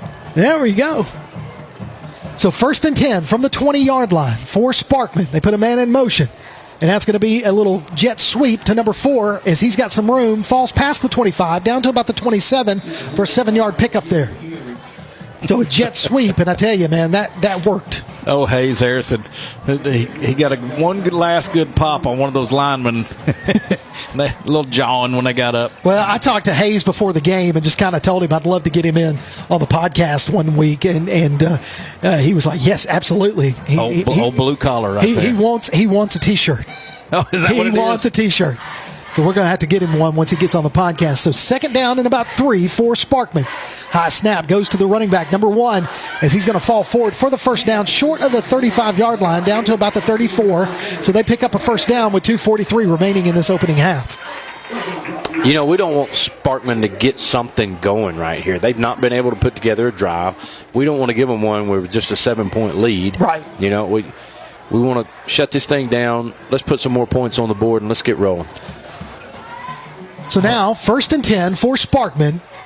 Going to give it to number 11, Zayden Gardner. That's who that is, and he runs up the middle, picks up 4 yards on that play, short of the 40-yard line, down to the 39. So 2nd down and 6 for Sparkman. And the biggest thing about right now is this second quarter, our defense has been out there a ton. They really have. And you just worry about what happens late in the game if we don't get a few extended drives offensively, because they're running at us over and over and over again. At some point, we're going to get fatigued. Absolutely. So they're going to go 2 splits, 1 to either side. Running back is in the backfield, going to hand it off to him. Number 1, as he tries to fight his way forward. Close to the 1st down marker, rolls forward. I think they're going to give him a 1st down. So they do as he gets to the 45-yard line for another Sparkman 1st down. We're under 2 minutes to play in the opening half. And this is the kind of drive that can do that to a defense. 4 yards, 4 yards, 4 yards. We need some kind of loss. They went no huddle, going to give it to number 1 again as he fights his way forward for 3 yards. Still short of the 50-yard line, down to about the 47 for Sparkman, as we're at a minute and a half and counting to play in this opening half. I'm kind of getting wrapped up watching this battle between 6 and 6 over here. Oh, on the outside? Yeah. Well, and the only good thing about them doing the drive this way is it's running that clock down to where they're not going to have much of a choice. So again, Gardner takes a direct snap, crosses the 50 down to the 47-yard line of James Clemens, short of the first down, but third and short as now we're at a minute remaining in the opening half. So they're either going to have to they're going to have to call one more. They've only got one more timeout, so they're going to have to call it or try to get in field goal position. Or take a shot downfield. So Miles Taylor end up taking a shot. Yeah, Miles Taylor needs to be aware in that free safety spot as they throw it over to the sidelines. Nobody there, stops the clock, brings up fourth down. Yeah, so far tonight, when they've tried to throw the ball downfield, they've been very confused about routes or about timing, one or the other or both. Yeah, you're right. Every time they've tried to throw a ball outside of the one screen play, it has not looked good. No. Like nobody's on the same page. No. So now, with the exception of the one down here in the seam that Dowdell broke up. That's right. So now, big Jamarian Matthews, the defensive lineman, he's 6'2", 235 pounds, comes into the backfield. I bet he takes a direct snap and takes it himself up the middle. What do you bet? He looks like a hoss. That's what he's doing. Takes it, and he's going to be met in the backfield. Nice. It's short of the first down marker. Who was that? 46? 40? No, that 40. is 36. No, it was a 4-something. No, 40. It was a 4-something. So Jackson Mike Sell comes in there and tackles him from behind. I mean, sweeping that foot.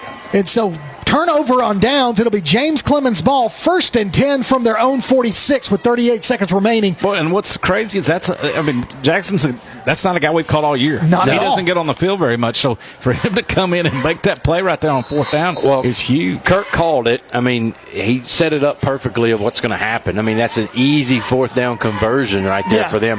Just physics takes over. That guy should be able to get those yards. And what he does is come from the backside and sweep those feet. You don't have to take him head on. No, you do not. You probably don't want to. No. As Evers is just going to take a knee and run this clock out. We're going to be happy with a 7-0 lead heading into halftime as Coach McGee doesn't want to call a timeout. Let's see if Sparkman does, just for sportsmanship. Well, this is going to officially be our fastest half of the season. I mean, kickoff was at 7 o'clock, and we're at 10 till 8 right now. So we're going to run out the time and end the first half. James Clemens on top, 7-0. You're listening to James Clemens Football on PAS+. Here's what's on the Jets' radar. On Saturday, cross-country teams will run at the Do It on the Trails in Decatur, and freshman and JV football will be at home against Sparkman on Monday. Swim teams will compete at the Scottsboro Invitational on Thursday, while JV cross-country teams will run in the North Alabama Gold Championship at Bob Jones. Then next Friday, varsity football will welcome Austin. We'll be back with more coverage from PAS+.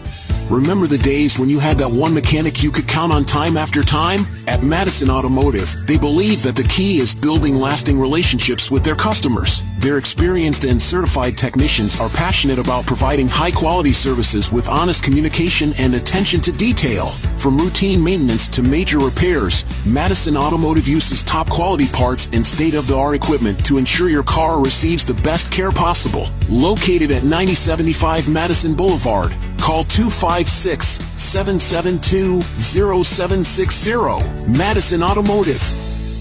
When Keith and Amy Richards went on a Greek vacation in 1997, their goal was to create savory foods from simple ingredients. Thus, Tzatziki's Mediterranean Cafe was born with their healthy spin on traditional Greek food in the form of salads, gyros, sandwiches, and soups. Tzatziki's Mediterranean Cafe, located at 105 Brookridge Drive, Suite A, just off Highway 72 in Madison. Open Monday through Sunday, 10:30 a.m. till 9 p.m. Call 724-6554 or visit them online at Tzatziki'sCafe.com. Tzatziki's Mediterranean Cafe. Originality is our nationality.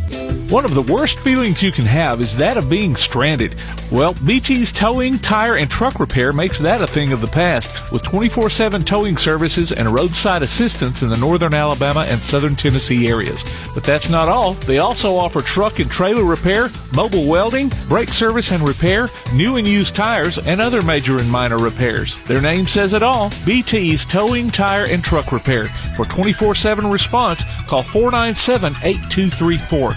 That's 497-8234.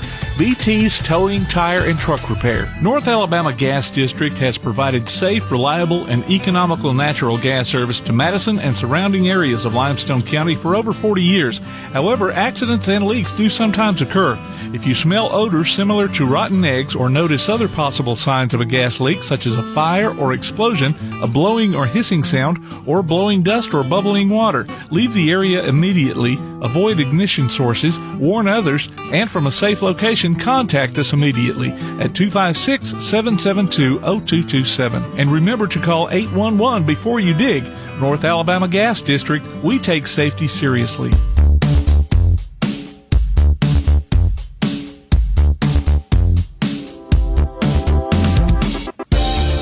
Welcome to the James Clemens Halftime Show on PAS Plus, powered by North Alabama Gas District, serving Madison, Muscle Shoals, and Town Creek. Call 811 before you dig. Welcome back to James Clemens Football right here on PAS Plus. It is our North Alabama Gas District halftime show. We'll get you some scores from around the area here in just a little bit, but let's head to the field as we listen to James Clemens Marching Band and their Ode to Elvis here at halftime.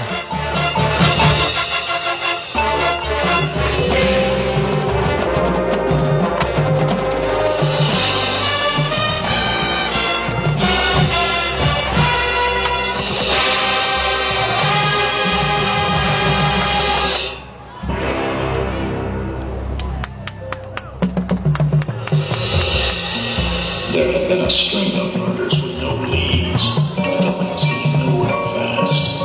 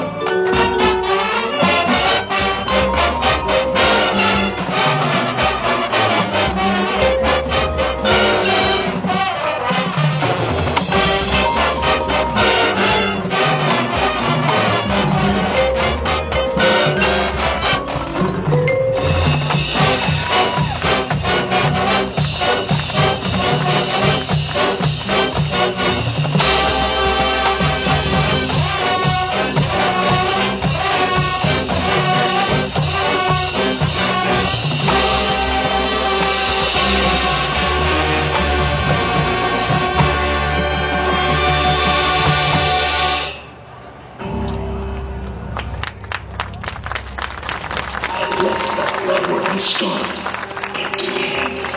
I had Rose, and I was falling for her.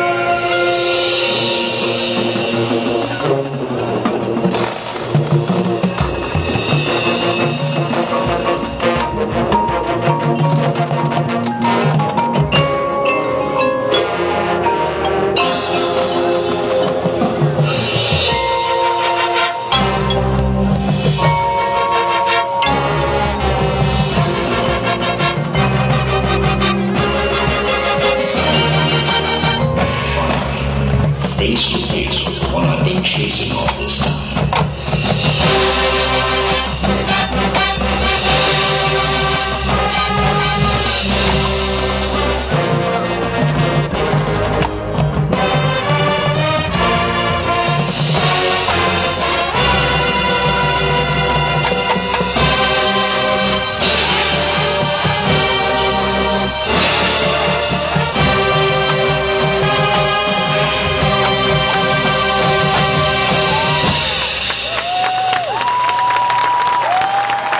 That was the James Clemens competition band. You know, I said earlier that was the Ode to Elvis because that's what they've been doing in the halftime show, Coach Johnson, and that was the competition band. And I heard a little bit of Seal, the Kiss of the Rose, from right a there. Rose right there. How about that? Well, hey, congratulations to them and that competition band. Always do a great job. But we're going to take a break. When we come back, we'll get some stats, some scores, and we're also going to talk to our halftime guest. He may be already on. You're listening to the James Clemens football broadcast right here on PAS Plus. North Alabama Gas District has provided safe, reliable, and economical natural gas service to Madison and surrounding areas of Limestone County for over 40 years. However, accidents and leaks do sometimes occur. If you smell odors similar to rotten eggs or notice other possible signs of a gas leak, such as a fire or explosion, a blowing or hissing sound, or blowing dust or bubbling water, leave the area immediately, avoid ignition sources, warn others, and from a safe location, contact us immediately at 256-772-0227. And remember to call 811 before you dig. North Alabama Gas District, we take safety seriously. Bankston Motorhomes, with locations in Alabama and Tennessee, carries an extensive inventory of motorhomes, including Class A diesel, Class A, Class B, and Class C motorhomes, fifth wheels, travel trailers, toy haulers, and tent campers from manufacturers like Tiffin Motorhomes, Fleetwood, Forest River, and many more. Bankston Motorhomes also has an experienced service department to help you with any service work or parts or accessories you need. Bankston Motorhomes, Huntsville, Florence, Albertville, Ardmore, and Nashville, helping families like yours build memories for over 40 years. Call 1-800-624-2899 or visit them online at bankstonmotorhomes.com. We know you want to look good, Chopping Blades Barbershop knows it too, and they're passionate about making their clients look great. Men, women, kids, doesn't matter. You can just walk on in their location at 7985 Highway 72 Suite 2 in Madison or call 256-325-3230. Check out Chopping Blades on Facebook too. Chopping Blades Barbershop. At Walk-On Sports Bistro, our love for the game, community, and heart of a walk-on make you feel like family the moment you walk in. Wings, shrimp, and burgers made from scratch, wall-to-wall TVs, and signature drinks. Founded by two LSU walk-ons, Walk-On Sports Bistro brings the cuisine, the culture, and the community to life. Always fun, never forced, and our doors are open to anyone. Walk-On Sports Bistro, 8368 Highway 72 West in Madison. Walk-On Sports Bistro. Ready to show off your film IQ? Ready to show it off during James Clemens football? Maybe it sounds like trying to mix oil and water, but hey, we're just trying to have a little fun. Listen for our in-flight movie quote during James Clemens football coverage on PAS Plus. We'll slip in a line at some point during our play-by-play commentary, and if you can identify the movie that it's from, text the answer along with your name to 434-1-PAS. That's 434-1727, and you could win a $10 credit from Honest Coffee Roasters in Madison. The in-flight movie quote from Honest Coffee Roasters and PAS Plus. Welcome to James Clemens Jets broadcast right here on PAS Plus. It's your North Alabama Gas District halftime show. We want to take a look at some scores from around the area. Right now, Hartselle 7, Athens nothing. That's at the half. That's a close one over there in Hartselle. Mars Hill 41-0 over Elkmont in the second. East Limestone with a 7-6 lead over West Point in the second quarter. West Limestone 21, Wilson 7 in halftime. Austin 21, Bob Jones 7. That's late in the second quarter. Lawrence County 14, Ardmore 7 in the second. Culver County 12, Clements nothing in the second quarter. And Tanner with a 21-14 lead over Decatur Heritage right before the half. That is your North Alabama Gas District scoreboard, serving Madison, Muscle Shoals, and Town Creek. Always call 811 before you dig. So bringing in halftime, our halftime guest, James Clemens with a 7-0 lead over Sparkman. And I want to introduce to everyone, and this kind of takes us back a little bit. First time I mentioned this in the pregame show, Coach Johnny Johnson, the head baseball coach at James Clemens. And Coach Johnson, first time I met you, we did a radio interview at halftime right here in this booth. Right here. And you were soaking wet. And I was soaking wet. That was before this whole wingmen football crew, whatever we got going on, was even an idea, wasn't it? It was where it really began. It was. You knew if I could do an interview soaking wet, we could do this together. We could do it together. That's exactly right. Now, Coach Johnson, you guys just finished some fall practice with your team, and I tell you, I know that you've lost some players on your end. Did we? Well, some pitching. There was only 16 seniors. What are you talking about? You guys lost some, but I tell you, looking at what you've got coming in, young guys, and you've got some players that have some experience, but some of these young guys, you got to be really excited about. Yeah, I mean, I think that we are going to be much younger. When you lose 16 seniors, and this year I think we've got 8 total seniors, and 6 of those are players. With a couple of managers, there's going to be young guys that get on the field. Sure. The good thing is a couple of those guys that got a lot of experience last year were sophomores in Drinkwater and Ice and some of those guys, and so they'll be juniors that have experience. But there'll be some sophomores and freshmen that are in the mix, and I liked our talent level.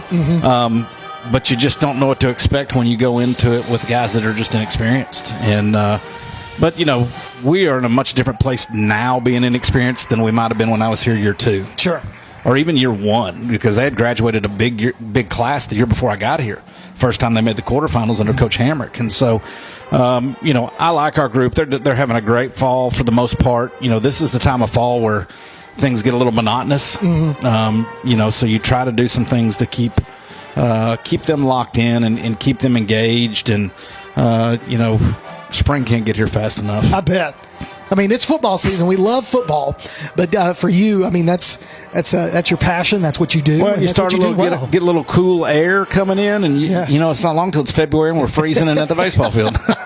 Well, let's talk about last year a little bit, and you guys had a really good season, and overall, and I know we came up short, but still, you had to be proud from what those guys put together, and you and your coaching staff. I mean, it was the the best season in school history. I mean, you're 32-13 school record, went to the semifinals for the first time in school history. Set a lot of records. Have seen the fruits of that come with some awards. This week Coach Orr was named as the Alabama Baseball Coach Association Assistant Coach of the Year, which he's deserved that years and years. And we had him on the podcast to talk to him about it. What a great human he is, and does a great job with our guys of being open to the newer school type stuff when it comes to pitching, but old school enough to know it wins. Sure. And he's a guy that really gets it and gets what this job is about beyond wins and losses, and just an excellent guy. So I can't be happier for a guy like him. And you talk about Coach Burgess. Yeah.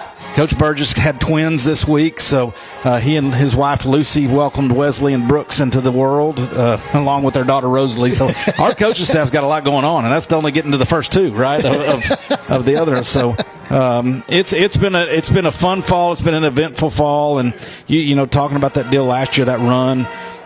We knew going into last year we were going to be older, so we could push them a little differently than we've pushed other groups and expect things out of that group.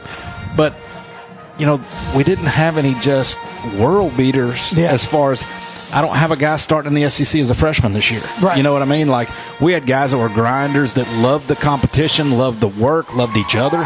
And, it came together at the right time. We got Davenport and Bush healthy near the end of the year. Right. And they were bought into what we're doing. Sure. They were bought into the type of baseball we wanted to play.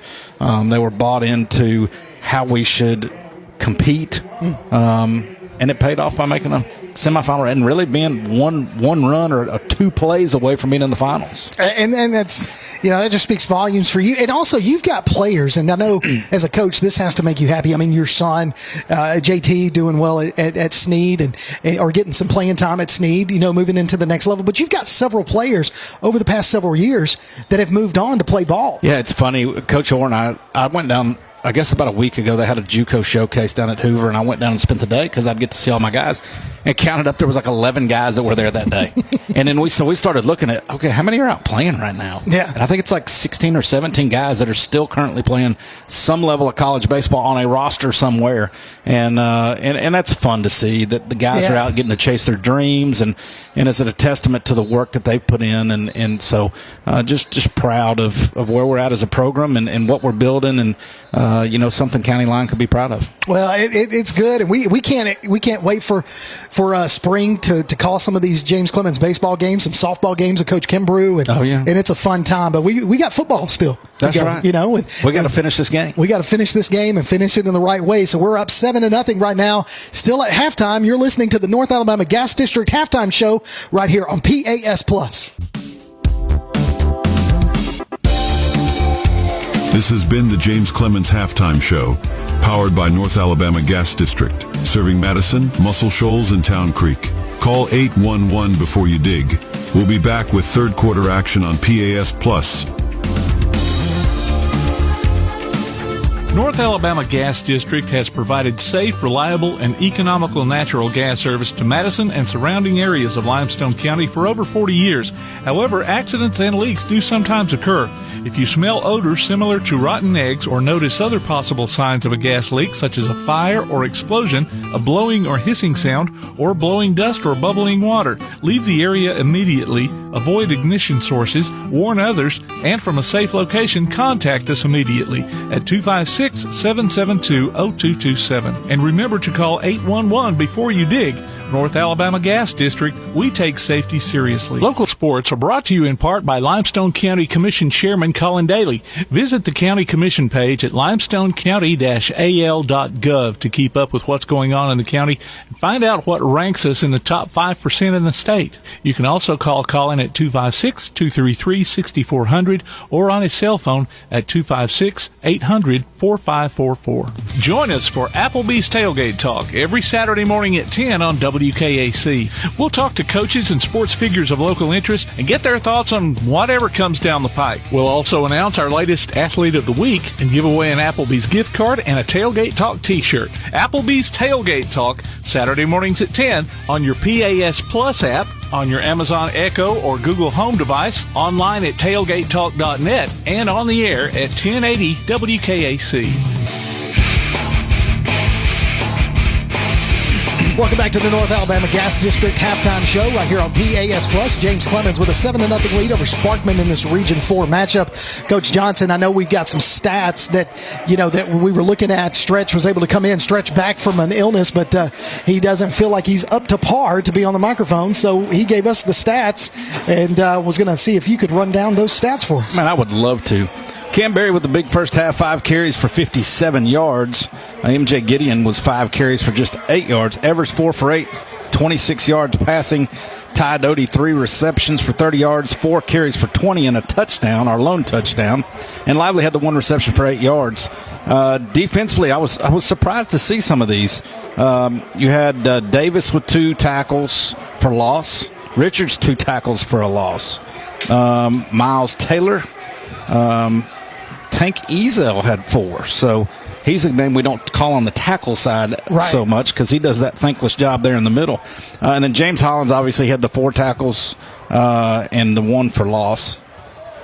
So there's your defense. Hey, and a good solid half. It was a quick first half with a 7-0 lead. Now we get ready to receive the opening kickoff of the second half. Coach Kimbrough, we talked about this in the initial part of the program, and Sparkman won the toss and elected to receive and didn't defer, and that gives us the ball back with the lead, 7-0. Yeah, it's a good position for us. I mean, apparently they felt very confident in their offense to go get a score early. It didn't happen.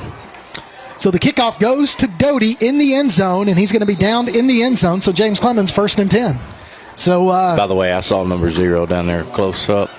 Not that impressive. You're bigger than he is? Yeah, I wouldn't say that. He still got me beat. beat. Built a little different. Yeah. So James Clemens going to be 1st and 10 from their own 20-yard line, and all we got to do is just pound the ball. I say give it to Barry until Barry can't go no more. That's what I saw. I saw Coach Truitt going down the stairs at halftime. I said, this is just a fist fight, isn't it? So we go into huddle, and now we break the huddle quickly with Barry in the backfield, and now we're just going to pitch it out to him, and he's got nowhere to go. Now it's actually Gideon in the backfield, as Gideon is going to be wrapped up for a loss of 4 to start the second half. A little quick snap and get to the line and do that works unless you let everybody past your offensive line, because there was about 5 black jerseys in the backfield when we caught the ball. Gazoon tight. Yeah. So 2nd down and 4. As James Clemens lost on the play. Now we've got Barry in the backfield. We're going to go Lively and Little split to the near side. Doty split to the far side. So Barry behind Evers as he's in the pistol formation. Going to drop back to pass. Looking to throw over to Little. Little right there. Drops in the flat and gets the reception. Gets past the original line of scrimmage. Picks up a couple of yards past the 20. So it'll be 3rd down and about 8 for the Jets. He had a little pause there before he made that spin back to the outside. I think if he'd have spun that thing immediately, he had a chance to get around the corner. He did, but he was kind of waiting to see that defensive back commit, which side he was going to commit to. So now we're going to go trips to the far side with Doty, Lively, and Little. So Lively and Little are actually in a stack over there on the far side on this 3rd and 8. Barry's going to stay in the backfield. Now Lively goes in motion. Evers drops back to pass. Got to get rid of it. And he's going to be brought down for a sack as the ball comes out. As the ball came out, and they just sent everybody. And I got a question. The guy just clotheslined our quarterback. Yeah. How does that not a roughing the passer? Well, I saw number 10 line up on this side, and he's got a cast on his right hand going up his arm. Of course, we had no eligible receiver out here outside of Achenbach, and I thought, this guy's got to be coming on a blitz because you don't want a guy with a cast on his arm in pass defense. Oh, yeah. So they did. They came with a house, and a good outside rush gets to Evers. But, I mean, his left arm went right around his neck. He just wrapped him up around the neck. So 1st and 10. They are in the red zone. The ball is marked at the 14-yard line for Sparkman. And puts us right there in bad position with 10:30 remaining in this 3rd quarter. Quarterback goes under center. It's going to be a handoff to the running back, number 3. He's going to fight his way forward. Positive yards, gets past the 10, down to almost, they're going to say he went down at the 10. So 2nd down, he's got to get to the What's that? Looks like the 3-yard line for a first down, so they can get first and goal. I was going to make this comment when we were on offense, and now they're not out there anymore. But Ryan Bland was back in the offensive line right there after going out in the first half. So that's good news for the Jets. So back into the I formation again. They're going to hand it off to running back number 3. He's going to be tripped up at the line of scrimmage and finally brought down at the 10-yard line. So no gain on the play. Brings up third down and a long 7. Rashad Freeman, again, he shot underneath everybody and caught his ankles. It just made his body big, even on the ground, just made his body as wide as he could.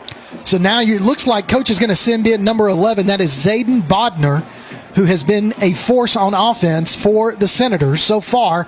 Now he's going to go line up in the wideout position, and then they're going to go 2 splits to the far and 2 to the near with 1 running back in the backfield with Keaton Williams. No, check that. Is that Keaton? We don't know. We don't know. So he's got to get rid of it fast. As we nice job on defense. And look at that. Number 41, James Hollins comes in and finishes the job for a sack all the way down to the 20-yard line. So huge loss on that third down play. Brings up fourth down. And I tell you, I think that was Olander that came off the end. Yes. And he did a great job of not getting over-aggressive and letting him get outside of him. He kept him inside and ran him right back into Hollins. Yep. And boy, that was a good time to dial up a blitz right there. Big time. So right here, Coach Gideon calling that blitz and does it at the perfect time, as now they're going to line up for a field goal. It's going to be about a 32-yard field goal. Brad, I'm going to need you here. Snap, kick, up, blocked. Number 5, Will Richards is going all the way down. He's going to be finally tackled short of the 50-yard line. Richards with the block, penalty flag on the other side. Yeah. Man, I hate it if he had so much open space on that other side of the field. Can't turn around to see where the guy is behind you, though. You know? Yeah, he thought he was getting away. If you have a rear view camera, though. Yeah. Or a rear view mirror. Rear view camera, like that new UTV. So Will Richards, our podcast guest from Tuesday night, comes in with the block, scoop, and runs it all the way to the 48-yard line. Sideline warning, maybe? I'm hoping that's what it is. I was going to say earlier, first down. What we don't want to do, and that was a tough situation for us right there, is a bad way to keep Sparkman in the game and give them an opportunity to get points. But a big swing right there, getting the blocked field goal. Now let's just go back to work, and let's get some points on the board. So now you've got Gideon and Barry coming in, and now Little is going to split to the near side. Achenbach lined up on the tight end on the far side. Kelly closest to us. So now looks like we have a full offensive line right there. So everybody's healthy. Got some extra bodies up there. I think so. So we're going to go with a full set on the front as we're lined up in the I formation. Look over to the sidelines. Gideon is your tailback. Barry, the up back. Now Little, split close to us. Puts Kelly in motion from near to far. He goes and lines up on the other side of Achenbach. 8 seconds on the play clock. Finally, handing it off to Gideon. Gideon tries to make a spin move. Positive yards into Senator territory, past the 50, down to the 49, second down. Yeah, good job by MJ. He was met at the line of scrimmage and then spins more to the inside and picks up another 2 yards. You know, we have not had a whole lot of success going to that right side. No, we really haven't. Seems like every time it's kind of the left side, and I don't know if that's – well, you know, our offensive line's been good all year on both sides, it seems like, but that may be the way they're lining up defensively. Well, I mean, they're putting Matthews on the far side, and we did our shift and got them to jump off sides. So Jamarian Matthews, big number 0, lines up on that far side, and that's where they pretty much shut us down. It's a good time. I mean, we say this almost every week. That was a great time by Coach Stewart to try that, because now you're going to get a really second and short. Now they're having a conversation. They are having a conversation. But if we get a second and short right here, then you got a great opportunity to take a chance downfield, and then you still have a very third and manageable. Never good when they're having this kind of conversation after we've shifted. No, takes too long. So we'll see what he says. So here comes Mr. Whitehat. False start. False start.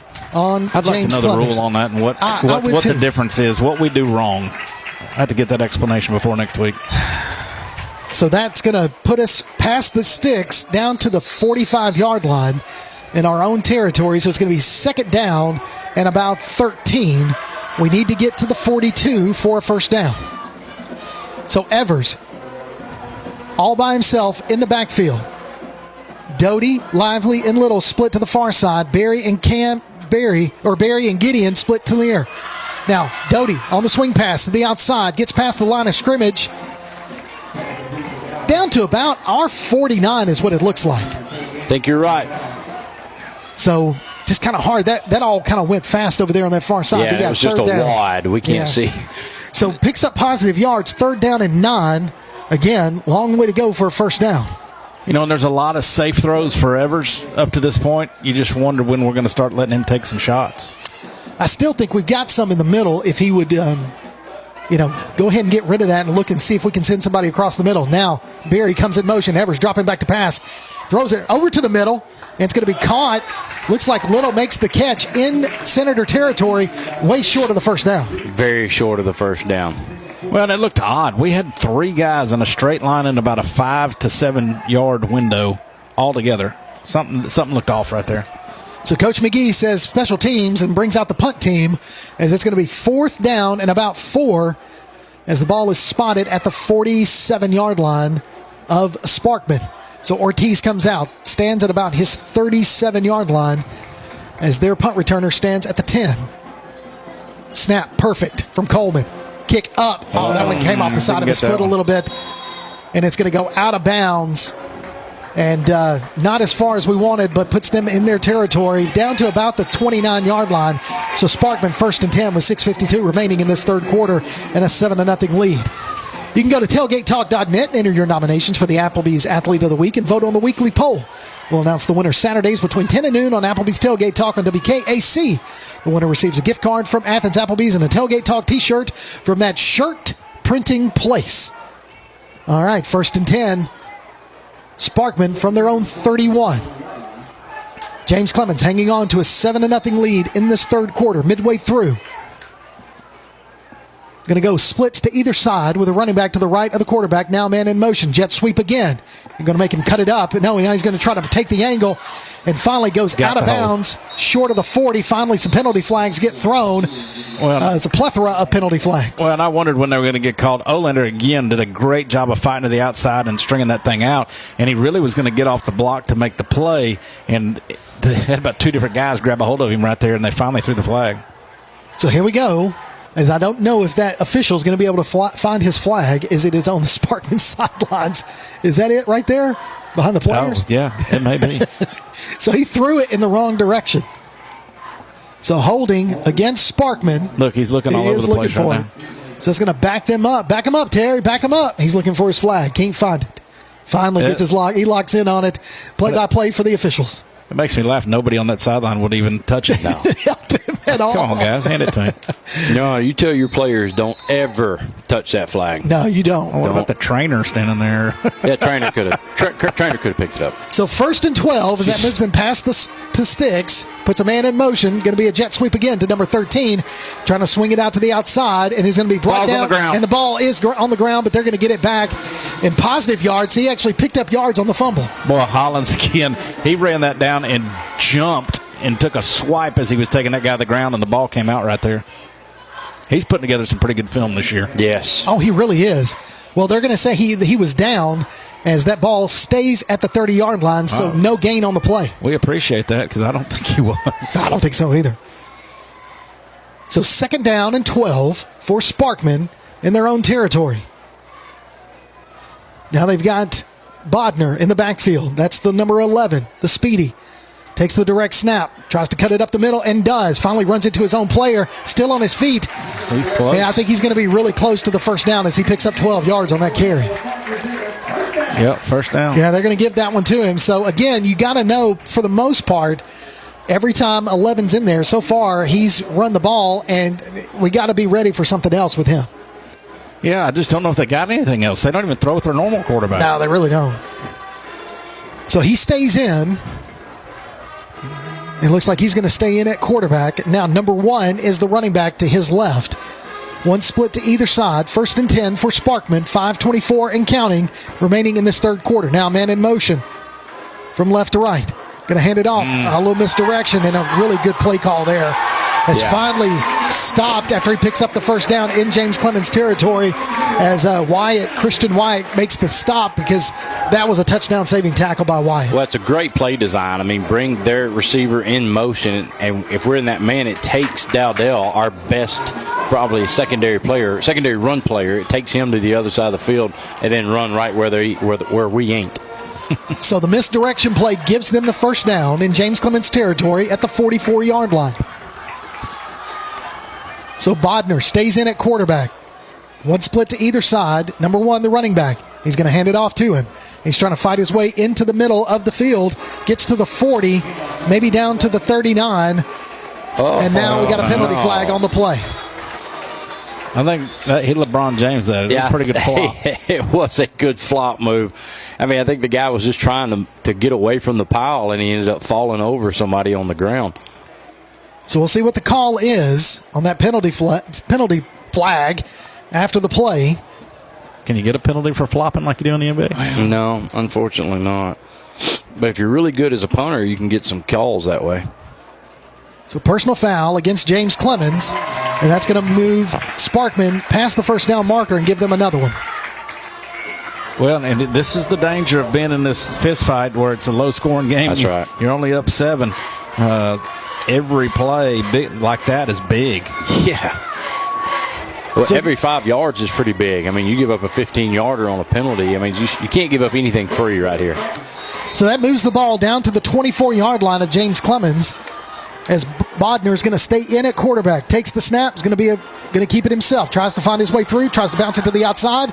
Wrapped up by number 16, that is Freeman. Finally holds on long enough for everybody else to come in. No gain on the play, maybe even a short loss. Nope, now the yard guy goes back to the original line of scrimmage. Of course he does. So no gain on the play, 2nd down and 10. Well, and that time they just tried to run. They just tried to cut our whole defensive line legs out from under them. They had a bunch of their guys just chop blocking a little bit, yeah. And our guys did a great job of staying on their feet and were there to mess that play up. Couldn't spit that out right there. I don't know. So words was hard. Words were hard. 2nd down and 10 at the 25-yard line. Going to be a jet sweep to number 6. There's a hold on that side, but they're not going to call it as he's finally brought down at the 20-yard line for a pickup of about 5 yards on the play. Brings up 3rd and 5. Again, I keep bringing it up, but I'm really impressed with Gage Olander tonight. What a good job he is doing setting that edge and not allowing them to get outside where they can use that speed. Well, it's triple teams on him. I mean, that's 3 blockers on him for the most part. Yeah, it's been impressive. And so he's been able to fight them off, but still, there was a hold on that. They did not call it. That's okay. I'll call hold on every play if I have to. You can. You could. You really could. So 3rd and 5, maybe a long 5. They got to get down to the 14 for a first down. So Bodner's going to take it around to the far side. He's going to be brought down by number 8, Gage Olander. Man, him and Hollins right there were all over that. Well, he's doing a great job, like you mentioned a while ago, of just kind of wrong shouldering and taking on that block, wrong shouldering it, and trying to force everything back to the inside. But most importantly, not letting anything get outside of him. So a loss of 2 on the play that moves them down to the 22-yard line, brings up 4th down and about 8. And looks like they're going to go for it since the last time they tried to line up, we blocked it. No field goal try now. If you wrong shoulder something correctly, is it the right shoulder? Is that a conundrum? So now Williams comes back in at quarterback. Looking to pass. Got to get rid of it. Throws it towards the end zone. Got his man in the end zone. Great play. Defensive play there. I can't get a number. Oh, yeah, I did. Why did I even guess? That's Miles Taylor with the deflection from the free safety spot.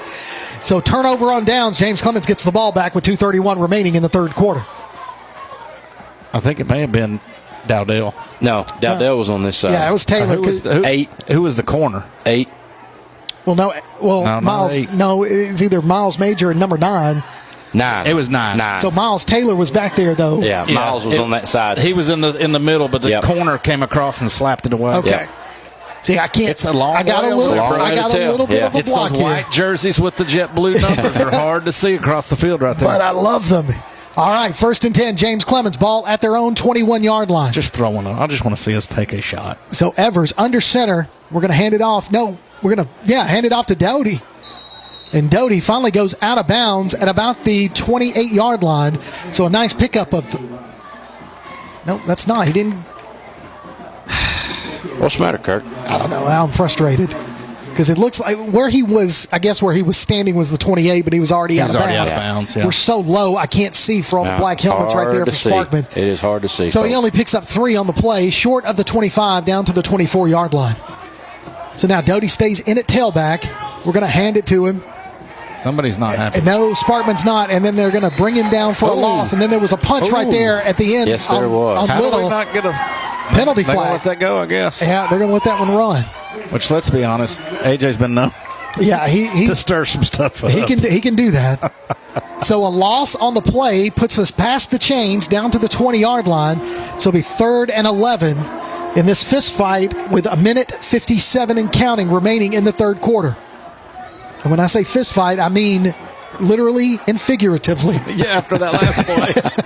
So Evers is rolling out to the near side. He's got to get rid of it because he's got guys in chase. Now he picks up and block. And he's going to tuck it and roll it. And now he's tackled out of bounds.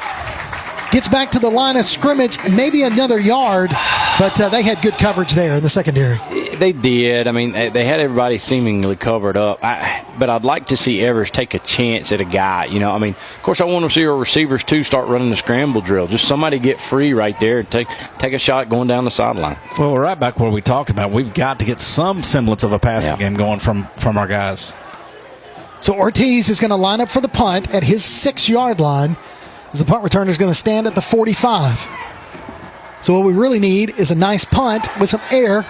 And he does a line drive punt, and it takes a James Clemens roll past the 35, past the 30, and rolls past the 25. So basically, guys, he flipped the field. He did flip the field, and he's done that all year. Coach Johnson, back to your point, you know, with both quarterbacks, we're kind of seeing the same thing. We're not able to get a passing game downfield consistently. You know, and I mean, I'm sure that's what our coaching staff is looking for. Which one of these guys can start getting some consistent downfield passing game? So I want to just give a quick North Alabama Gas District scoreboard update in the third quarter. Austin, 21. Bob Jones, 21. Ooh. So that is a North Alabama Gas District scoreboard quick shot for you. Ooh, come on, Bob Jones. No, did I say that? No, don't say that. Now they're going to do a halfback draw as he's going to pick up some positive yards as the quarterback dropped back to pass, and then the running back just stood there, and then it was a draw play as he gets really good yardage on that. A nice 6-yard pickup, 2nd down and a long 4 for Sparkman. That 95 Lions team out of Florence, a lot of those draw plays. Lots. Tyrone Rush. And now we're going to bring the running back for a loss in the backfield. Trying to get looks like Hayes Harrison's in there with that stop, and also looks like number 16, Rashad Freeman, in there as well. So both of those guys getting in the backfield for a loss makes it 3rd down and 5 for the Senators. So shotgun formation, 2 splits to the far side, 2 to the near. 1 running back to the left of the quarterback. Long, drawn out, plenty of time. Now fakes the handoff. Now it's a quarterback draw, and he's trying to make a cut, and he does. Holding play. Holding. That's got to be a holding call. Yeah, right you would there. think that's going to be a holding where the flag's thrown. You know, this mama down here is letting you know that's not working. I think it was on Tank Gazelle. No, he got held. Yeah. Yes. And I think there was a really big mix-up on that play because as soon as it was a snap, the quarterback went to hand that to the running back, and the running back was gone. And so it turned into a draw. Didn't see that. So from an offense, he couldn't see through that wall right there. So from an offensive standpoint, honestly, Sparkman, lots of confusion. Yeah, we talked about it in the pregame. It's going to be hard for them to put together consistent drives, which seems to always be the case for the Sparkman team. Defensively, though, they're holding us 7-0. Well, look, if you don't have a passing game and you're as athletic and as big as they are, you can stack the box and try to stop, which is really usually a really good run offense for us. So 3rd and long as the quarterback drops back to pass. He's going to have to get rid of it. Oh, now he's going to run. He doesn't have a whole lot of room. Finally shoved out of bounds. That's going to be the last play of the third quarter as he gets down to about the 26-yard line maybe. That's going to be 4th down and long, and that's going to do it. We've played 3 quarters. Jets hanging on to a 7-0 lead. You're listening to James Clemens High School football on PAS+. Remember the days when you had that one mechanic you could count on time after time? At Madison Automotive, they believe that the key is building lasting relationships with their customers. Their experienced and certified technicians are passionate about providing high-quality services with honest communication and attention to detail. From routine maintenance to major repairs, Madison Automotive uses top-quality parts and state-of-the-art equipment to ensure your car receives the best care possible. Located at 9075 Madison Boulevard, call 256-772-0760. Madison Automotive. Stick around after local high school football coverage this season as we announce our Lawlers Fans of the Week. Just go to pasnetwork.net and register. Then listen during the postgame show of each regular season game as we pick the winner of a $20 gift card from Lawler's Barbecue. The next Fan of the Week could be you from Lawler's Barbecue and Play Action Sports. Welcome back to James Clemens Football on PAS Plus. 7-0 your score. James Clemens on top as we start the fourth quarter. 4th down and 6 yards for Sparkman as we assume they're going to come out of this third quarter to start the fourth and punt. You would think so.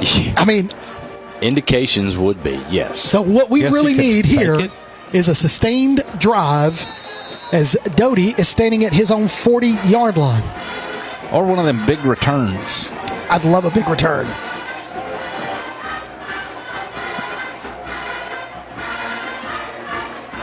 And Doty is very capable. Oh, God. Oh, that punt went off of his side of his foot, and just now it takes a Sparkman roll into James Clemens territory as they're waving at it. Look at him trying to push it, give it a little air. So it's going to be down at the 42. Yeah. I think so. So 1st and 10, James Clemens with great field position with 11:48 remaining in this final quarter. You can check out the PAS Plus mobile app. It's your connection to all of our live streams, along with scores, game archives, and a whole lot more. All you got to do is go online to pasplus.net for the download links. You can also go to your Amazon Echo device and say, Alexa, open PAS Plus and hear our coverage of James Clemens football in crystal clear quality all season long. 1st and 10, James Clemens from their own 42.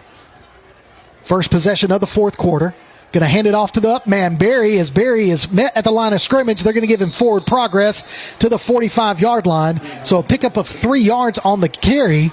So 2nd down and about 7 for the Jets. Well, you got to think this is a frustrating night for Coach Truitt as the offensive coordinator because you just having a hard time finding any rhythm of an offense. And it doesn't get any easier after tonight. I mean, whatever happens here, but I mean, we play Austin at home, and they're just as good defensively, and they have some high-powered offense as well. That quarterback, very good. That athlete they got playing quarterback for them is going to be interesting to watch. Yeah. So Evers, pistol, hands it off to Barry. Barry takes it to the far side, tries to go around the corner, met at the corner at the original line of scrimmage, loses a yard or 2 on that one, brings up 3rd and long. We're just not going to outrun them. We've bragged on our offensive line all year. I mean, we've seen some pretty good defensive fronts, and we've ended up managing them pretty well. Not the case tonight. No. I mean, we're kind of getting pushed around. We're getting turned as offensive linemen, and it's showing because those creases that are normally there for our backs just aren't. Well, you wonder just how beat up we are at this point. You know, Tim Coleman's having a shoulder issue. Bland went out earlier. Yep. You know, you just wonder how healthy they are, too. Swing pass out to Doty on the far side. Doty fights his way. No, that's Gideon. Fights his way forward. Just short of the 1st down on that swing pass. I would say about a 4th and 1 maybe. So we'll see. Yeah, I mean, we're in Sparkman territory here. Boy, you just barely. But man, 4th and 2. It's a tough call right here because you can pin them back there, and they've not done much offensively. Well, let's at least try to get cheap 5. You know what I mean? Yeah. So we're going with the big lineup. Anyway. Yeah, we're going with the big lineup here as 4th and 2. Break this huddle quick. Yep.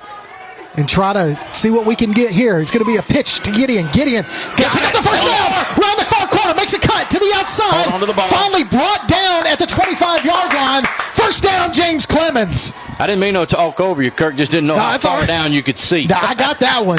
No, we're good on that one. You know, and look, we're not going to outman them. So to come out of that thing quick and just go to it and catch them off guard a little bit, because you know they're yelling at them from the side, hey, watch the ball, watch the ball. Well, you didn't have to wait. We but it wasn't a shift. It wasn't a quarterback sneak. We turn and toss it out, get our playmakers out there on the perimeter. Just an old school sweep. Yeah. So 1st and 10 from the 25-yard line. And now we're going to hand it off to Gideon out of the I formation. Trips up. Now he's still on his feet. Fights forward. That's a down to about the flag. 15 coming in. Late. I mean, look. In full disclosure, Ryan was holding, but that is awful late to be throwing. Oh, you mean when the running back's 10 yards back down? Yeah. Correct. And it had nothing to do with the play. Well, he was holding him at the early onset of the play. Okay. So Gideon runs close for the 1st down, but that's going to come back on a holding play. against James Clemens. And you know what? Go back. We've been called for holding several times. Go back to this defensive front. The way these guys are coming through, the pressure and the penetration that they're causing, it's either try to get a block with a hold or get your running back killed. Yeah. So this is a new lineup as we're going to just throw it out to Doty and just overload the far side with a bunch of big blockers as Doty fights his way forward past the original line of scrimmage, finally brought down with about 2nd down and 8 to go. But, man, I'm not sure who all we had lined up in front we had a lot of offensive linemen. Ran some offensive linemen out there. We did. Yeah. So lined up out wide. We had four guys in front of him and just threw it out there and let him go. So, honestly, that's a great play call by Coach Truitt. Yeah, if that ball gets out of Evers' hand quicker, then we got a chance at a big play. And he got it there pretty quick. Yeah. But we came out of the huddle quick and ran it quick. You know, you have to do that so they don't have time to set up. So 2nd down and 8. We got to get down to the 14-yard line for a first down. So now Evers going to hand it off to Barry. Barry cuts it to the inside. Now he's met by the linebacker, but still positive yards as he gets down to the 19-yard line. Oh, God. I tell you, man. Well, he put that arm down as he was going down, and it bent funny. It worried me. And he is finally getting up. All right. Well, the good thing, we got that one extra play because of the penalty, and the clock just keeps ticking. Yeah, so we're down to 8 minutes remaining in this ball game with a 7-0 lead. I can tell you right now, we're in Ortiz territory for a field goal. Calm night tonight, no wind. There's not a flag moving anywhere. So, Brad, you might get to play-by-play that field goal attempt if we get there. I'd rather put 7 on I there. would too. So now Barry stays in the backfield with Evers in the pistol formation, puts Little in motion. Lively split to the near side. Now Lively goes in motion into the backfield to the right of Evers. Evers goes forward. Finally, James Clemens decides to call their first timeout of the second half. 2 remaining with 7:34 remaining in this fourth quarter. You're listening to James Clemens Football on PAS+. Mellow, a state of mind, a culture, a way of being, and the philosophy behind Mellow Mushroom Pizza Bakers. Since 1974, their mission has been to provide delicious food in a fun and creative environment. The originators of hand-tossed, stone-baked classic Southern pizza, Mellow Mushroom makes their pies with high-quality, fresh ingredients to elevate the dining experience. So mellow out at Mellow Mushroom, a higher order of pizza in Huntsville at 470 Providence, Maine, and 2230 Cecil Ashburn in Jones Valley. Welcome back to James Clemens Football right here on PAS+. At halftime over at Madison City School Stadium, just a quick update from your North Alabama Gas District scoreboard. They're still all knotted up at 21 apiece at halftime. Yeah, I wasn't even thinking about NFHS. I can pull that up on our phone. Homecoming for the other school. That's a tough homecoming. Yeah, I don't know who scheduled that one. Mm-hmm. So 3rd down and about 5 as we've got to get to the 14-yard line as we're at the 19 right now. Doty comes in motion from left to right. This is a big play. Evers takes the snap. It's a low snap. Finally gets it. Now he's got to roll out. He's got pressure. Throws it towards the end zone. Doty in and out of his hands. No penalty flag on the play, so that brings up 4th down. What do? You bring in Ortiz. That's probably a fair no call right there. But good job by Evers of taking a shot and just kind of throw. Oh, now the late flag. So a late flag is thrown, and now Sparkman. And I think it's kind of reacting like it's on them, so we'll see. Yeah, but this could be big. I mean, this could be really big depending on what this is. There's obviously some mouthing going on there. Yeah, so that's against Sparkman, so that's a unsportsmanlike conduct call against Sparkman, so we'll see what they do here. Well, this is going to put us in a situation to get a first down. Yeah, I mean, deeper in the red zone here.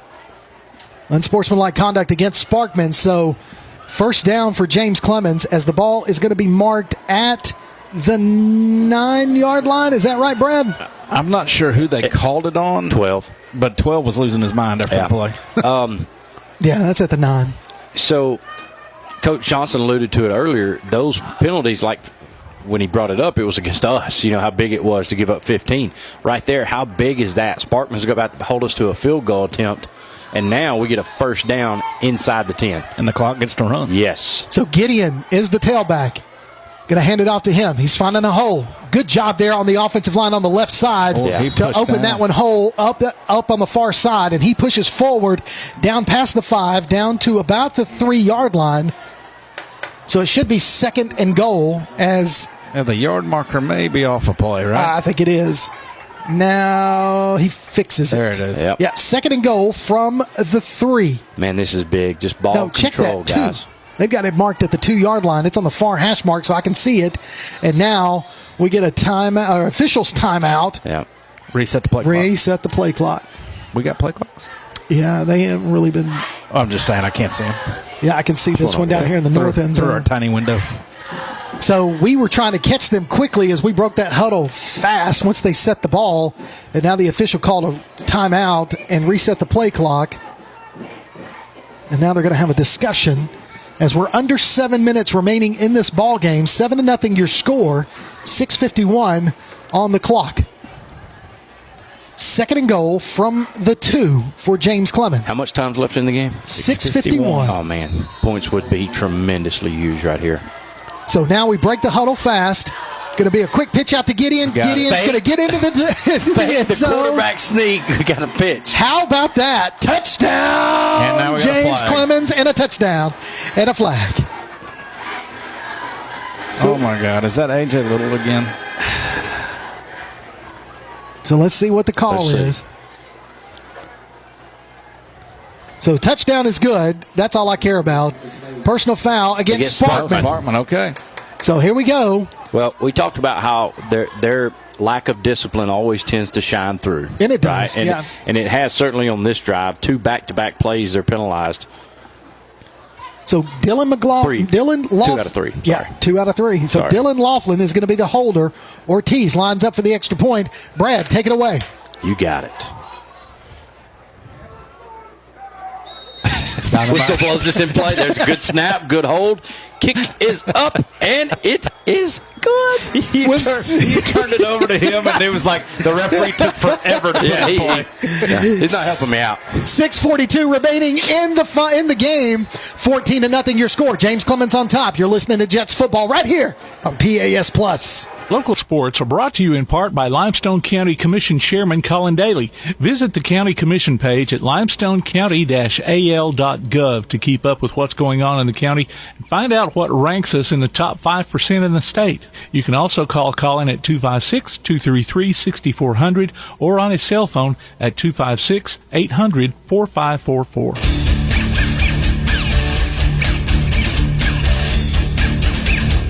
Welcome back to James Clemens Football on PAS Plus. Kirk Pierce, Johnny Johnson, Brad Kimbrew, Tim Lambert, our producer, Stretch, our chief statistician, Carson Austin. And we are 14-0 your score, 6:42 remaining. And because of that personal foul, unsportsmanlike conduct, whatever you want to call it, against Sparkman, Ortiz is going to kick off from the Sparkman 45. What you bet it goes in the end zone, boys? I like the odds. Let's do it. Call it, Brad. Slow approach. Picks up speed. He's going to a little punch over to the end zone. Little left. Little left. Didn't quite have the distance for the crossbar. Looked like my golf shot in the Liberty fundraising tournament next week. When we line up to play in the Liberty baseball golf fundraiser in a couple weeks, that may be what my drive looks like. Yeah, this Saturday. That's kind of, is that 3rd year running for us? Well, check this out, guys. I got a new one here I'm going to tell you about. Tailgate Talk gives you a chance to howl with the Havoc this hockey season. You can go to tailgatetalk.net and enter your name for 2 tickets to see the Huntsville Havoc. Winners will be announced during Tailgate Talk every Saturday morning at 10 on 1080 AM WKAC. Howl with the Havoc. We got to have a sound bite for that, Tim. I mean, Werewolves of Huntsville. we need a sound bite for that. Yep. Dun, dun. So 1st and 10, Sparkman from their own 20-yard line, down 2 scores. Uh-oh. Now they're going to Look at double pass. And they got the man wide open. Number 6 makes the catch. He's got Miles Taylor in hot pursuit and finally brings him down deep into James Clemens territory. But I tell you, if it wasn't for Miles Taylor, that's 6. Well, we talked about it earlier. They're going to have to take some chances, right, to try and get something going for them. And there it was. We could see it pretty quickly, but it took a while. And we got to let a guy get behind us. And great job, great effort by Miles Taylor of hawking that guy down and saving a touchdown. And luckily that ball was a little underthrown, so he had to slow down. And Miles was in a dead sprint and was able to catch him. So 1st and 10 from the 10-yard line. They can get to the 1 for a first down, and they're going to get maybe about a yard or 2 on the play. Now they're going to say he got more than that as he picked up 4. Olander right there Second again. and 6. Yeah. He's had a big night. He has. He and Hollins have really, really stepped up tonight in this ball game. 14-0 your score. We're at 6 minutes and counting. Keep that clock moving, fellas. Keep it moving. Try not to give up a score here. Well, that's under the bad 6. thing about them offensively. They get the one big play through the air, but Can't they've done sustain nothing. drives. Well, they've done nothing to stop the clock. So now he's going to go. Quarterback's going to keep it and go out of bounds at the 2-yard line. Well, there you go, Coach. Stop the clock. So they do stop the clock. 5:45 remaining. I'm just listening to the broadcast at this point. I lost him at the hash. He went behind the wall. So I've got this entire series right here to my left. Let's be honest. You got you in turn 3. Get him in the trial. Here we go. So 1st and goal from the 2-yard line for Sparkman. They're going to go with a heavy set in the front. 2 running backs in the backfield now. Timeout on the field. James Clemens takes another one. Looks like we're going to bring some big bodies in over there on the sideline. You know, let's take a kickoff return at one point and do it like a committee. Well, if we can do that, if we can get us a good break one. a long run from the now we're going to forget to do it. We can't plan it, but when somebody breaks one, you're going to have to pass it off, and we'll just have to run with it. Kimbrough, you got him at the 50. That's just it. Well, Johnny's going to have to take him at the 20. Well, I mean, we're not going to get one in this game probably, but Well, I don't know. at some point this year we'll get one. Yeah. So it'll be 1st and goal when play resumes after this timeout. Albert Bowl will probably be a good one, but we won't be there. Kirk will throw it to one of us, and we'll be like, what? Hey, and while we got this timeout, I'm glad to be back with you guys. This seems like I've been gone a little bit. You have, and you'll be gone Tuesday night. I will. And so will I. So will you. I appreciate you introducing yourself when you got here this evening. Allow myself to introduce you. We've already used that. Yeah, can use that one again. 5:45 remaining in this ball game. 1st to go from the 2-yard line. Sparkman comes in with a heavy set, and we are going just as heavy on that front. It's going to be a handoff to the running back, and he's going to go up the middle. Touchdown, Sparkman. So with 5:42 remaining in this ball game, and Sparkman finally gets on the board to cut the lead in half. How big was that Gideon run now? Oh, huge. To get us down there and set up that other score. And let's go back to the penalties. Penalties, that's what I was going to say. That's even bigger. Gideon got us down there. We were about to be stalled for a field goal, and that penalty. Penalty's huge. Again, a little undisciplined. A lack of discipline, baby. I hate to beat a dead horse, but you are. But I am. So Sparkman lines up for the extra point. Snap, kick, up. Through the uprights. 5:42 remaining in this ball game. James Clemens with a 14-7 lead. We'll take a break. When we come back, James Clemens will get the ball. You're listening to Jets Football on PAS Plus. North Alabama Gas District has provided safe, reliable, and economical natural gas service to Madison and surrounding areas of Limestone County for over 40 years. However, accidents and leaks do sometimes occur. If you smell odors similar to rotten eggs or notice other possible signs of a gas leak, such as a fire or explosion, a blowing or hissing sound, or blowing dust or bubbling water, leave the area immediately, avoid ignition sources, warn others, and from a safe location, contact us immediately at 256-772-0227. And remember to call 811 before you dig. North Alabama Gas District, we take safety seriously. Welcome back to James Clemens Football on PAS Plus as Sparkman punches it in from 2 yards out to cut the lead in half, 14-7. As James Clemens going to get ready to receive. Lively, looks like Gideon, and then Doty back deep to receive. It doesn't appear that we're going to see an onside at this point. Yeah, and I think there's too much time on the clock with 3 timeouts. Sparkman has all of those remaining. That's a big kicker, by the way. That is a big kicker. Looks like a linebacker. So that's going to bounce, or no, it's going to be fielded by Miles Major around the far side. Picks up a block, still on his feet, finally runs out of bounds. Wow, good field position there as he fielded it at about the 15-yard line and runs it all the way to the 45. So really a good line of blockers on that far side. Ran almost a full lap around the track to get to the other side of the field. He ran a long way. So Miles, he's got some wheels. Well, we're pretty athletic in several positions. I agree. Being one of those guys that's done a good job. We talked about the good job he's done in the defensive secondary.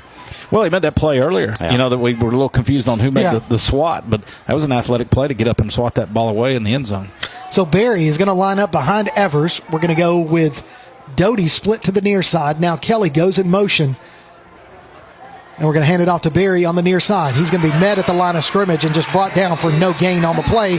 Actually, a loss of about a yard. Yeah, I think the goal right there was Ty Doty was supposed to kind of crack back on that outside guy. Excuse me. And when Ty saw he couldn't get in front of him, he just let him go wisely. But we got to cut off that block instead of run right into it. So loss of a yard on the play brings up 2nd and 11 as it's at the 44-yard line of James Clemens. We're in no hurry as the clock gets to 5 minutes. Why bother? No, I mean, they do have all 3 timeouts. Make them burn them if you can. So now Kelly goes, or Little goes in motion. The other AJ. The other AJ. And now Barry in the backfield. Evers takes his time. 3 seconds on the play clock. Now Doty comes in the back, and now play clock runs out. Delay a game. No, they didn't call it. Yeah, yes, they did. Delay a game. We took way too much time on that one. Well, and that's the deal. When we run all these crazy motions, you got to get a play in a hurry. And if it kind of drags getting in, or we drag setting it up as a young quarterback, you run the risk of doing that right there. So that moves us back further past the 40, down to the 39-yard line. We've got to get to the Sparkman 45 for a first down. So it's 2nd down and 16. Well, and it's tough, too, because you are trying to run the play clock down at this point, right? Yeah. So you're going to flirt with it, but we got to get that thing off. So now Little comes in motion from left to right, finally gets set. Evers, 8 seconds on the play clock. Now Doty comes in motion to the backfield. Going to hand it off. No, fake the handoff. They got to get rid of it. Little. Man. Yeah, he was under a lot of pressure when he turned his back. He had 2 guys in his face, and he just threw that ball up there. Well, and the bad thing is, if he had time to throw a little more, he had A.J. Kelly wide open over the top of the guy that tipped that ball. If he had time to set his feet and throw it over the top of the guy that touched it, I mean, we might have had the first down. And we've been trying to get A.J. Kelly a reception. Yeah, but to no avail. So now we are going to go trips to the far side, and Gideon and Barry are going to line up close to us. Empty backfield. Now Barry and Gideon go to the backfield on either side of Evers. So we're going to fake the handoff. Evers is going to keep it himself. No, he's going to toss it out to Gideon. Gideon's going to be tackled at the line of the original line of scrimmage. Loses about a yard, so it brings up 4th and 11. And so the punt team comes out with 4:24 and counting in the game clock, on the game clock. Well, and look, you tried to get him in space, get it to him with an easy pass so we don't go incomplete right there and stop the clock. And MJ did a good job of going ahead and slide. He almost fell down in bounds right there to keep the clock running. So here's the snap, punt, up. It's going to good punt. End over end, and then it just kind of dies and rolls. Oh, yeah. Finally does roll down to the 10-yard line, past the 10, down to the 9. Yeah, so a good punt there by Ortiz. And I tell you, we talked to Coach Evans the other night, and that's something they work on. That's something they take pride in. And you've seen Ortiz just continue to get better each game. Oh, yeah, our entire special teams unit just continues to get better all the time. And we talked about it's because, they're not putting subs on those teams. They're putting starters out there on the special teams, right. And it shows. Well, and he got a little bit of luck to him, too, because even when he misses hits, it seems like it rolls his way most of the time. A lot of times. That's all by design, guys. So 91 yards, Sparkman's got to go to tie this one up. 1st and 10 from their own 9. Put a man in motion. It's going to be a direct snap to number 6. He's going to keep it himself. Goes around to the far side. Tries to find his way through. Gang tackles. Keep him in bounds. Not sure what the flag is going to be back here in the secondary. They threw it almost immediately after the ball was snapped. Oh, it's way back here. Yeah, it's way over here. It's in the secondary. Guys, look for another trick play coming, just not in this down and distance from this position in the field. But if they can pick up a first down, you're going to see another trick play. I don't even see the referee. Where is he? So they're going to mark it off against James Clemens, but a sideline warning. And that's the second one, right? Yeah, and that's where you get your penalty. Sideline warning. Well, who's our sideline coach? Where's Laney Rich? Not sure. I tell you, man. I promise you it ain't Coach Rich. In a game like this, he's the guy you better be warning. So moves it to the 21-yard line, gives them a first down. How frustrating is that? Because you had him wrapped. So they were at 2nd and 5. Now they get 1st and 10 from the 21. So number 11, that's Bodner, keeps it himself on the direct snap, finds himself a hole up the middle, picks up 8 yards on the play, maybe 7, short of the 30-yard line, down to about the 29. Dowdell. finally brings him down, and they're in a hurry as they're under 3.5 minutes remaining in this ball game. You know, we talk about Dowdell and them making tackles, but you got to be careful in this situation not to get suckered in. So he's going to keep it himself again, pushes forward, picks up the first down by about a yard. And now you got a little extracurricular activity in the secondary. And they're going to separate them as a helmet comes off on the big lineman for Sparkman. Well, it's been coming. I mean, we talked about it earlier in the discipline, but I mean, we looked up one time and their defensive back just two-hand shoved A.J. Little in the face. So 1st and 10 for Sparkman as the clock starts. 3:06 and counting. We're almost under 3 minutes in this ball game. They are at their 33-yard line. Again, Bodner's going to keep it himself. Finally wrapped up from behind by DJ Davis. Picks up 3 yards on the play, 2nd and 7, as he crosses the 35 down to the 36. Yeah, I got to believe that Sparkman is using this to set something up. I mean, they obviously can't drive the field in this amount of time running the same play over and over and over. We're doing too good of a job of stopping. And we haven't seen 11 even attempt to look like he's going to throw. No. And he's going to take a direct snap again. Fights his way forward. Finally brought down past the 40, down to the 41-yard line. Short of the first down. Still got to go to the 43-yard line. So finally, Sparkman takes their first time out of the second half with 2:24 remaining in this ball game. We'll keep it here and just talk about our Lawlers Fan of the Week. All you got to do is enter your name for the Lawlers Fan of the Week and go to PASplus.net. We'll announce the winner during the Bankston Motorhomes post-flight show of each James Clemens game. The winner gets a gift card from Lawler's Barbecue, and then they can go by WKAC Radio and pick up that gift card. We'll announce that during the Bankston Motorhomes post-game show. Coming out of halftime, hopefully, over at Madison City, they're Madison City School Stadium. Score still knotted up at 21 apiece, and as they started the third quarter. So 2:24 remaining in the ball game here. Austin's at about the 10-yard line. So they're driving. So 3rd down and about 3 when play resumes for Sparkman. They still have 2 timeouts remaining. Coach McGee is going to keep his timeout in his back pocket as long as he can. I'm sure he'd rather just not use it at all. New quarterback. So again, is that number 3 or 5? Yes. Yeah, so that's Keaton Williams. He started. He's the left-handed quarterback. Puts a man in motion. I bet jet sweep. Nope, going to fake the handoff to the jet sweep and going to give it to number 1 up the middle. He picks up a first down as he gets to the 44-yard line. Yeah, and they were pretty fortunate to get that amount of yardage. Freeman was coming, wasn't he? We had 3 guys on him. Well, and he's lucky they handed it off in time because Freeman was barreling down on that exchange. Yes, he was. So 1st and 10 from their own 44.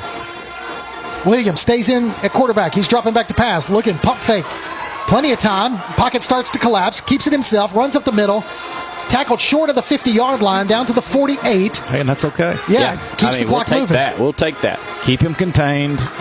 Well, I'm glad we didn't get fooled in the back end of the defense, right? Absolutely. We talked about getting suckered in earlier with the run. Now that they're truly passing, we don't want to bite on something cheap. So it's going to be a read option, going to hand it to the running back, number 1. He's going to be wrapped up, but he still falls forward into James Clemens territory, picks up the first down, past the 45, down to the 44, 43-yard line. 1st and 10, but they're at a minute and a half remaining in this ball game with 2 timeouts. Man. So intense.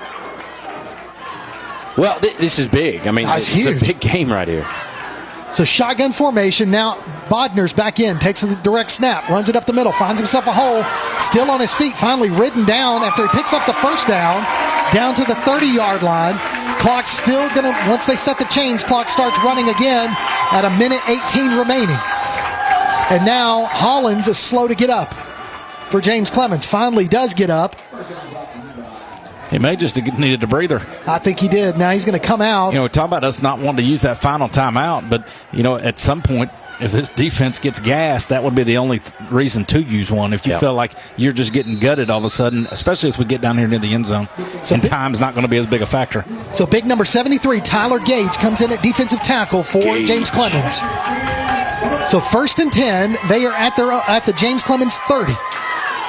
A minute and counting remaining in this ball game. Got to take a shot at the end zone. Number 11, is going to be met at the line of scrimmage. Baby. Tyler Gage with the tackle. Look at him get up, shaking his hands. He just said, "Run into my arms, Big Papa." So now Sparkman takes their second timeout. They have one remaining with 54 seconds remaining in the game. 14-7 your score. James Clemens on top. Guys, what a big play. Tyler Gage, who hadn't been in a whole lot unless we're in the kind of heavy set defense, and he comes in and sheds his block and wraps that guy up and takes him to the ground. So defensively, trying to keep them out of the end zone. They've got 30 yards to go for pay dirt, but under a minute remaining, and they have one timeout left. Coach McGee's got one timeout. And I tell you, man, this game has gone by fast, but it can't go by any fast enough for us. Let's get this one over with, guys, and go to the house. You know, we're what, 55 seconds away from knowing we're hosting a first-round game, most likely, right? I hope so. I mean, we got to get this one. Let's hold off, guys. All right, Hollins is back in. Gage stays in. He goes in the nose guard. It's like we're giving Tank a breather. Yeah, so it's going to be a jet sweep around the far side to number 6. He's got some running room. Penalty flag on the play. He's going to be tackled. No, he's still on his feet at the 5-yard line, but that one's coming back. Back up, Terry. Back up. That one's got to come back. There was too many holds on that one. Holding Sparkman, 47 seconds. Bring them back, boys. Bring them back. I love it. Because I tell you, that jet sweep has worked for them several times tonight. Oh, yeah. They get a good crease. He does a good job of getting up inside of that outside block. So that's going to move them all the way back. Huge. Yeah. Because they're not going to be able to just run unless they get a big break like that. I mean, it's hard for them to keep running this ball. No. 47.6 left. So they are at the James Clemens 40-yard line. They need to get to the 20 for a first down. So it is 2nd and 20 as the clock starts to run. 44. Down to 40. Drops back to pass. Got plenty of time. Throws it up in the air. Pick it off. And knocked down by number 6, Dowdell. Deflects that pass. Clock stops at 34 seconds. You know, maybe it's because he's left-handed, but he had 2 better options to go to that time than that particular receiver. And then, of course, he ends up overthrowing him anyway. But, man, he had 2 better options that were really scary. One guy to the middle of the field and one guy cutting into the middle of the field from the outside. So, as a baseball Dowdell gets up limping. He landed on that hip pretty hard. Yeah, he did. That dude's not coming out right now. No, he is not. So, 34 seconds remaining, and they got us to jump. They got us to jump. So offsides, James Clemens. Now, Coach Johnson, I'm just going to point something out. Now, as a rec league baseball coach, I never would let my players put their gear up, even if there was still an inning to play. Oh, heck no. And I see Sparkman over here taking stuff down and stacking chairs. The football team has just set their tents up. That's the student assistants. Yeah, don't care, man. You don't put gear on. I'm with you. So 2 splits to either side, one running back in the backfield. Williams, the quarterback, pump fakes, looks to throw to the end zone. He's got plenty of field to run. He takes it himself, tries to get out of bounds, and does. Short of the 25, 27 seconds remaining on the clock. That brings up 4th down and about 7. So big down play here for James Clemens. Knock the ball down, guys. Yeah, this could be the game. Knock the ball down. Well, I'm honestly more worried about quarterback scrambling like that, getting another first down. Yeah, I agree. So 4th and 7. As I say that, they'll complete a ball that gets tipped twice and somebody catches it in the end zone. Ball is at the 27-yard line. They got to get to the 20. 27 seconds remaining on the game clock. Quarterback dropping back. 3-man rush. Get him out of the pocket. He's going to scramble to the near side. Tank. He gets down about the 9-yard line. Hard to say from here where he is. I think he did. I think he got down to the 9-yard line. So that pass on that scramble, Ezel was in hot pursuit, but he threw it towards the sidelines, and they make a toe-tapping catch, and it stays in bounds. Clock is running, and now, finally, Sparkman calls a timeout. Reset the clock, right? He wasn't in bounds, was he? I mean, we couldn't really tell. I mean, he obviously called it in bounds. So that means it doesn't matter. If his feet stay in bounds, clock still runs. Yeah, I mean, he obviously called it in bounds and kind of got down. Well, that's what I'm saying. I couldn't tell from here, but I thought he caught it, tiptoed it, and fell out of bounds. No. I think he was squatting down. Ah, gotcha. Yeah. So his knee was on the ground. So that the play clock runs all the way down to 12 seconds, and Sparkman takes their final timeout of the ball game. They thought he was out of bounds. Yeah, they're arguing, but they're not going to win the argument. That play's done. So the ball is marked at the 9-yard line. So first and goal from the 9 with 12 seconds and no timeouts. So they're going to take as many shots to the end zone as they can. But I tell you guys, well, here's the scary thing, right? If you're just traditionally passing, you got maybe 2 plays right here. But we've seen this quarterback get loose. Yeah. He might find a way in the end zone. So here we go. Sorry, I'm hanging all over your head. No, you're good. No, you're good, man. We're Thank all you. good. Appreciate that. We're going high and low right here. We're brothers here. All right, 2 splits to either side. Single running back in the backfield. Williams at quarterback, dropping back to pass. Throws towards the corner of the end zone. Caught. No, in and out of the hands. Broken up. What defense right there? Well, and I'm going to tell you what was impressive. Is that not Will Richards? I think that is Richards. And what was impressive is that he didn't interfere right there. No. Because he never really turned around, but he didn't engage him. Yeah. No, that's Miles Major. Yeah, Miles Major. Yeah, that's number 9. It's hard to see from that far corner. Well, they were going fade the entire time. Yeah, absolutely. He never hesitated. He threw the ball to the far corner of the end zone. And really good throw. It really was a good throw. I mean, he got his hands on it. But Miles getting a hand in there made the difference. And his helmet, I think. This is the game, boys. This is it. 7 seconds remaining. 2 splits to either side. Dropping back to pass. Throws it across. Dart over. Intended receiver. Oh, they ran it quick enough. They got another play. Yes. Yeah, so 5 seconds remaining on the on the game clock. Forgive me for saying that, and forgive me for forgetting the slant. If I was calling defense right now, I would have been in trouble. Yeah. Because the slant was there. Yes, he just overthrew him. Well, we had him bracketed pretty good. Yes. So 3rd down, 5 seconds remaining. I don't think downs matter at this point in the ball game. No. So 5 seconds remaining as they're going to go 2 splits to the near. Nope, they're just going to overload the far side. Ooh. Are they? No, now they're going to bring the other guys. Okay, so 2 splits to either side. So they switch sides with their receivers. Number 1, the running back. Dropping back to pass. Another fade towards the end zone. Caught. Corner. End zone. Touchdown. Boy, we never saw the ball. Our defender was looking back like he saw it, but it just went right over his head. I think he may have saw it. He just didn't know where he was in proximity to the receiver. And then once that ball gets to him, he realized he doesn't have a play on it. With 1:05 remaining on the game clock. What does Sparkman do here? Not 1:05. I mean, a minute. 1.5 seconds. 1.5 seconds. I'm sorry, you're right. Dynamite drop in, Johnny. Thank you. Oh, my goodness. What does Sparkman do here, man? I mean, you're the underdog coming into this game. You're at home. You got the momentum. Do you go for it? I mean, I would be hard-pressed not to. I think you do. I'd be hard-pressed not to go for the win. I think you go I for guess the win. they do have the 1 extra point. But the other time they lined up to make a kick, we blocked it. Correct. Yeah, I think you. I'm with you, Brad. I think I go for the 2 points and the win. I mean, you got nothing to lose here. Well, except the game. Well, that's true. I mean, I'm saying from a record standpoint. Agreed. I mean, Agreed. You're spot on. That's all I'm saying there. And that's exactly what they're going to do. They're going for 2. So they are going to go trips to the near side. Everybody in Sparkman standing on their feet. James Clemens. Got to get a 2-point conversion stop. Sparkman for the win. Here's the snap. Quarterback's going to keep it, roll it to the near side. He didn't make it. He did. He got in. They say he did. 2-point conversion is good. I'm going to tell you what, he went down to slide, and it almost like he slid and the ball was outside the end zone there, but hard to tell from where we're at. Wow. Hey, they knocked the dang head coach down.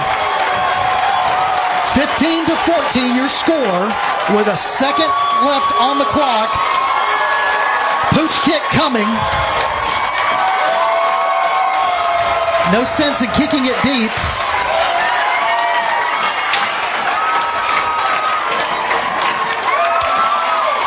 I mean, maybe it's good luck to put your chairs up when you're down. I guess so.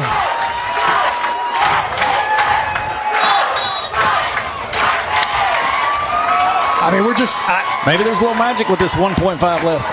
Well, never know. No, I mean, there's plenty of... But if I'm I'm not kicking it deep, I can tell you that. No. An up back's fixing to get this ball. Wow. Could we see the old lateral? Shades of Cal Stanford. Yeah. So 15-14 your score with a second and a half on the game clock. And just kind of speechless here. I mean, what a ball game. I mean, we knew that.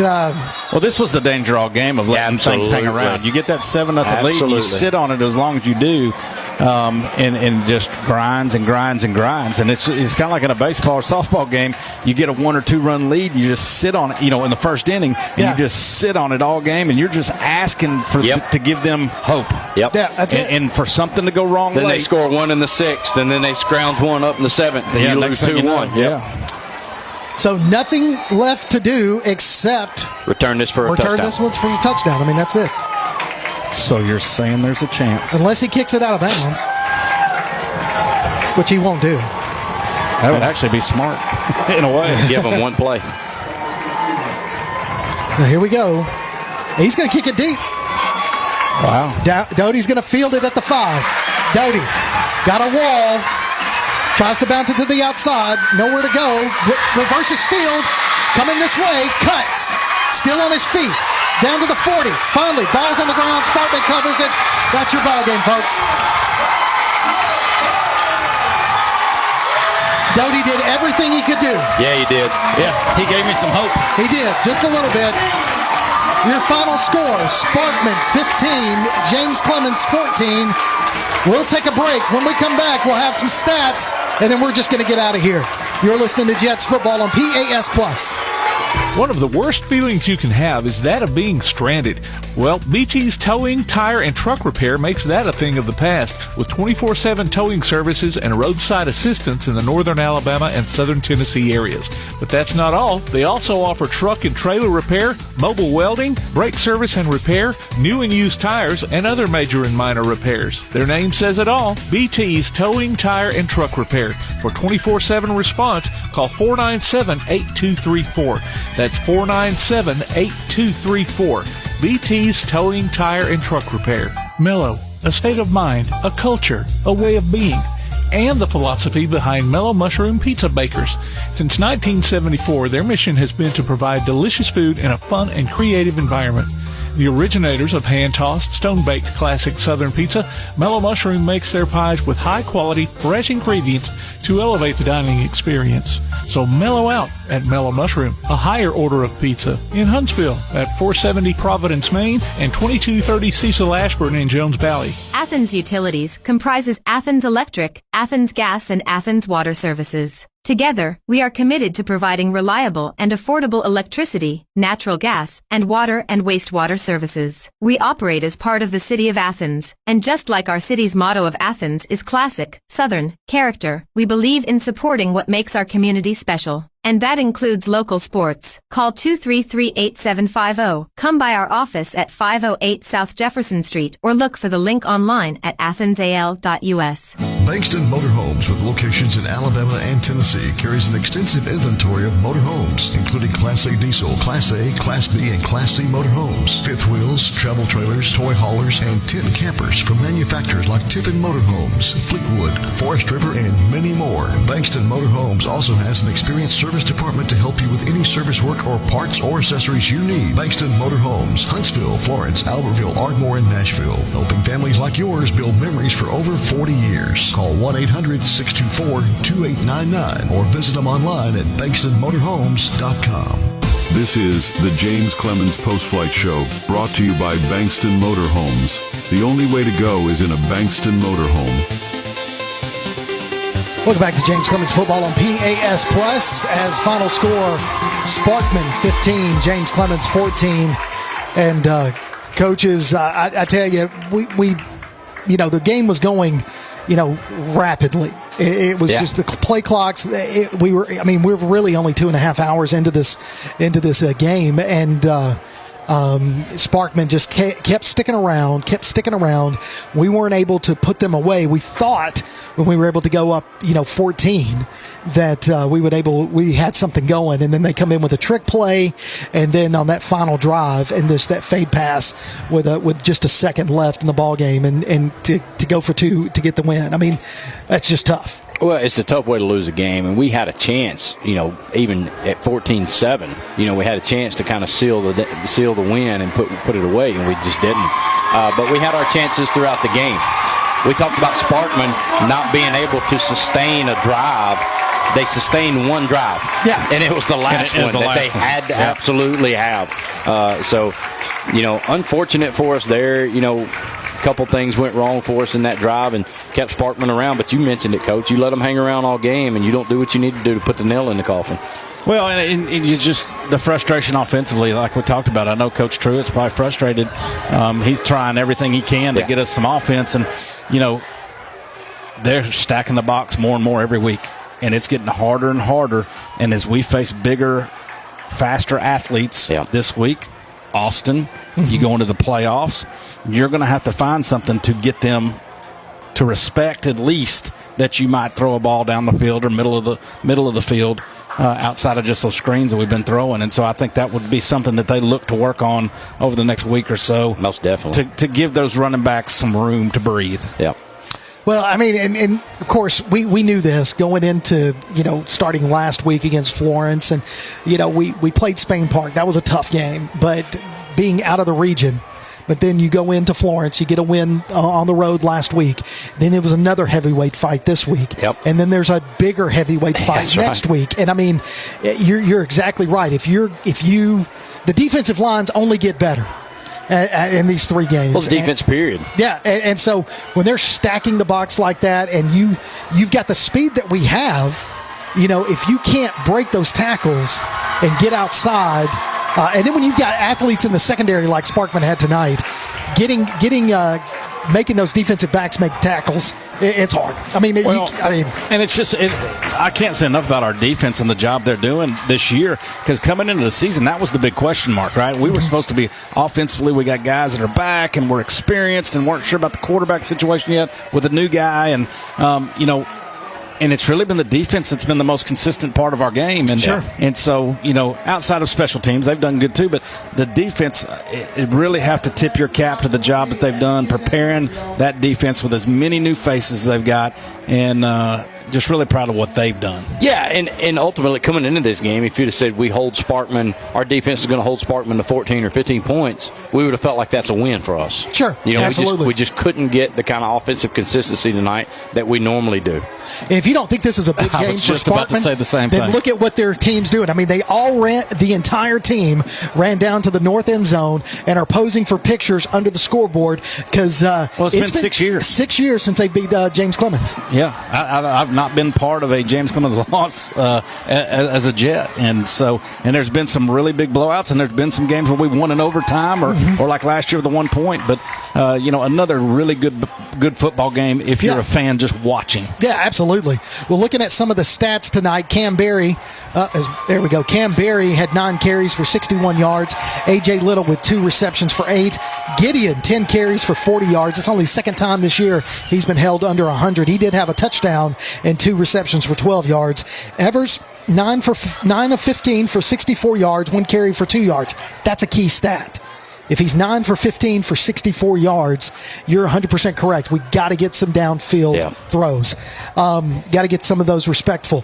Ty Doty, 5 receptions, 44 yards. He also had 6 carries for 19 and a touchdown. And Lively had 1 reception for 8 yards. Defensively, though, we look at our defense, and they did a great job, especially holding them until and I think some of that also, they spent a lot of time on the field. We talked about that in the game. Yeah, and so that had to play a factor here as they just continue to just drive down the field, especially on that final drive. Davis had 5 tackles. Will Richards, 3 tackles, 1 field goal block, and returned 1 field goal also, or got it down to the 50 after the block. Dowdell, 3 tackles, 2 pass deflects. You had Gage Olander, 4 tackles. You had Miles Major, tackle and a 1 pass deflect. Miles Taylor, 5 tackles.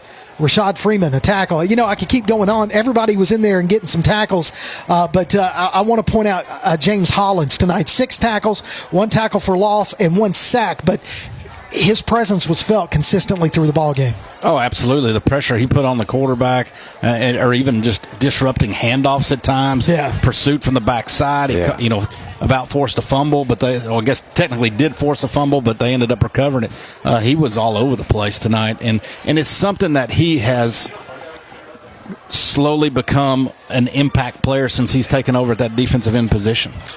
Well, that takes us to, in our Bankston Motorhomes post-flight show, we take it to where we start giving some things away.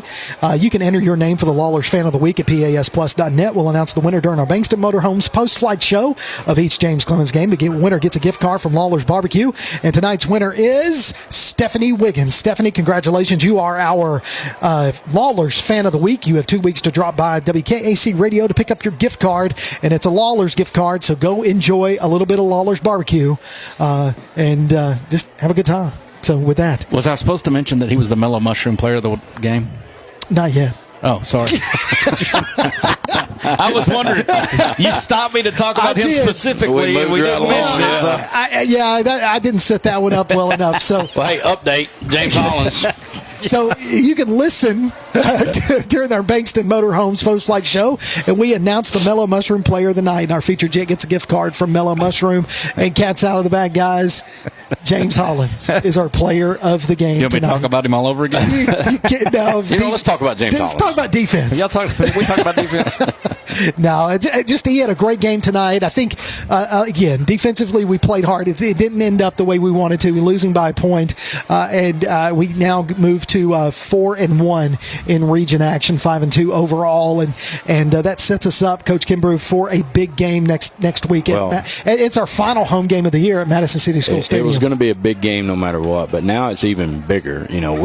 This win for Sparkman kind of gives them life now in the playoff standings, and we'll see how things shake out. We've still got a chance to be region champs, but not unless some things happen. You beat Austin next week. Yeah, and then, of course, we travel down to Albertville after that, and then we finish up the season on the road against Homewood. But, tonight's ball game, Coach Johnson, just didn't bounce the way we wanted to. We just let them stick around. Yeah, and that's the danger, and we've talked about it before. And now the trick is to regroup, right? Regroup. I talked to one of the coaches early in the week, and they said they'd had one of the worst practices they've had all year, and that's not a good time for that. And so, do you regroup? Is this that maybe a wake-up call that you don't ever want to lose, right? No. But how do you spin this into something positive? And sometimes when things are going your way, and maybe you've won some games ugly at times, and you've got away with some things that you probably shouldn't have against opponents that like that. I think back to the Grissom game, and we were not very sharp there, and I didn't get to see Florence, but now you go, okay, fellas, we've been trying to tell you. It's coming. If you don't put things together on the back end of this schedule, it's going to sneak up and get you, and now it has. And so how are you going to respond? Are you going to go back to work and clean the things up we got to clean up to go into a possible region championship series or game? Are we going to clean this up by the playoffs and hope we have a home game in the playoffs? That's the direction the coaching staff's going to have to go is, look, we've been telling you. Yeah. Now do you believe us? Yeah. Let's get to work. No, 100%. So 100%. And again, the thing that keeps popping into my head just a little bit is the early season bye. Yeah. Second week of the season. This is, we mentioned it earlier on in the game that we're a little bit banged up, on both sides of the ball. And we've got a couple of kids down for the season. But, sure would have liked a mid-season bye and taking a break because, that's where you catch your wind and start recalibrating and putting a little bit of other things in the offense and defense. So, and scheduling's tough. I think, is, especially at the football scheduling, because there are a limited number of games you have to go find. Yeah. Right, those non-region games. And when you've had some success like the Jets have, not everybody's lining up to play you in non-region. No. And so finding those non-region games and finding them in the weeks that you want them is sometimes difficult. And obviously it was this year for Coach McGee. Well, final score tonight and harvest at Sparkman High School. The Sparkman Senators take one away from the James Clemens Jets. Your final score 15-14. I will not be, but you can join us Tuesday night at 7 o'clock at Walk On Sports Bistro for the Wingman podcast as Coach Kim Brew and special host guest, and also Carson Austin Stretch will be there, and Tim Lambert, our producer extraordinaire, as Coach Johnny and I are going to take another break from the podcast. People are going to think I quit because I think this is week 3 that I've not been at the Wingman. Somebody in a take row. his picture off the poster. No, I think this is the 3rd week in a row I've missed. Photoshop him Well, out. I called in. Coach Waldrop and I called in. You did. So you did play a part. So 2.5. We'll give you 2.5. 2.5. So final score 15-14. Sparkman the winner tonight. Drops James Clemens' record down to 5-1 or 5-2 on the season, and then. 4-1, 5-1 in the region. 5-2, 4-1. I can't even remember now. Math is hard. It's all hard. Anyway, it doesn't matter. We lost a game. All right, lost it by 1. All right, join us next week at 7 o'clock right here on PAS Plus on Friday night at home, as we'll be at Madison City School Stadium for James Clemens' game against the Austin Black Bears. For Coach Johnny Johnson, for Coach Brad Kimbrew, for Stretch Austin, for our producer extraordinaire, there you go, Tim Lambert. I'm Kirk Pierce. Thanks for tuning in. You've been listening to James Clemens Football on PAS Plus. You've been listening to James Clemens Football on PAS Plus. Listen to the archive of this game or past ones by going to pasplus.net. James Clemens Football is a production of the PAS Network.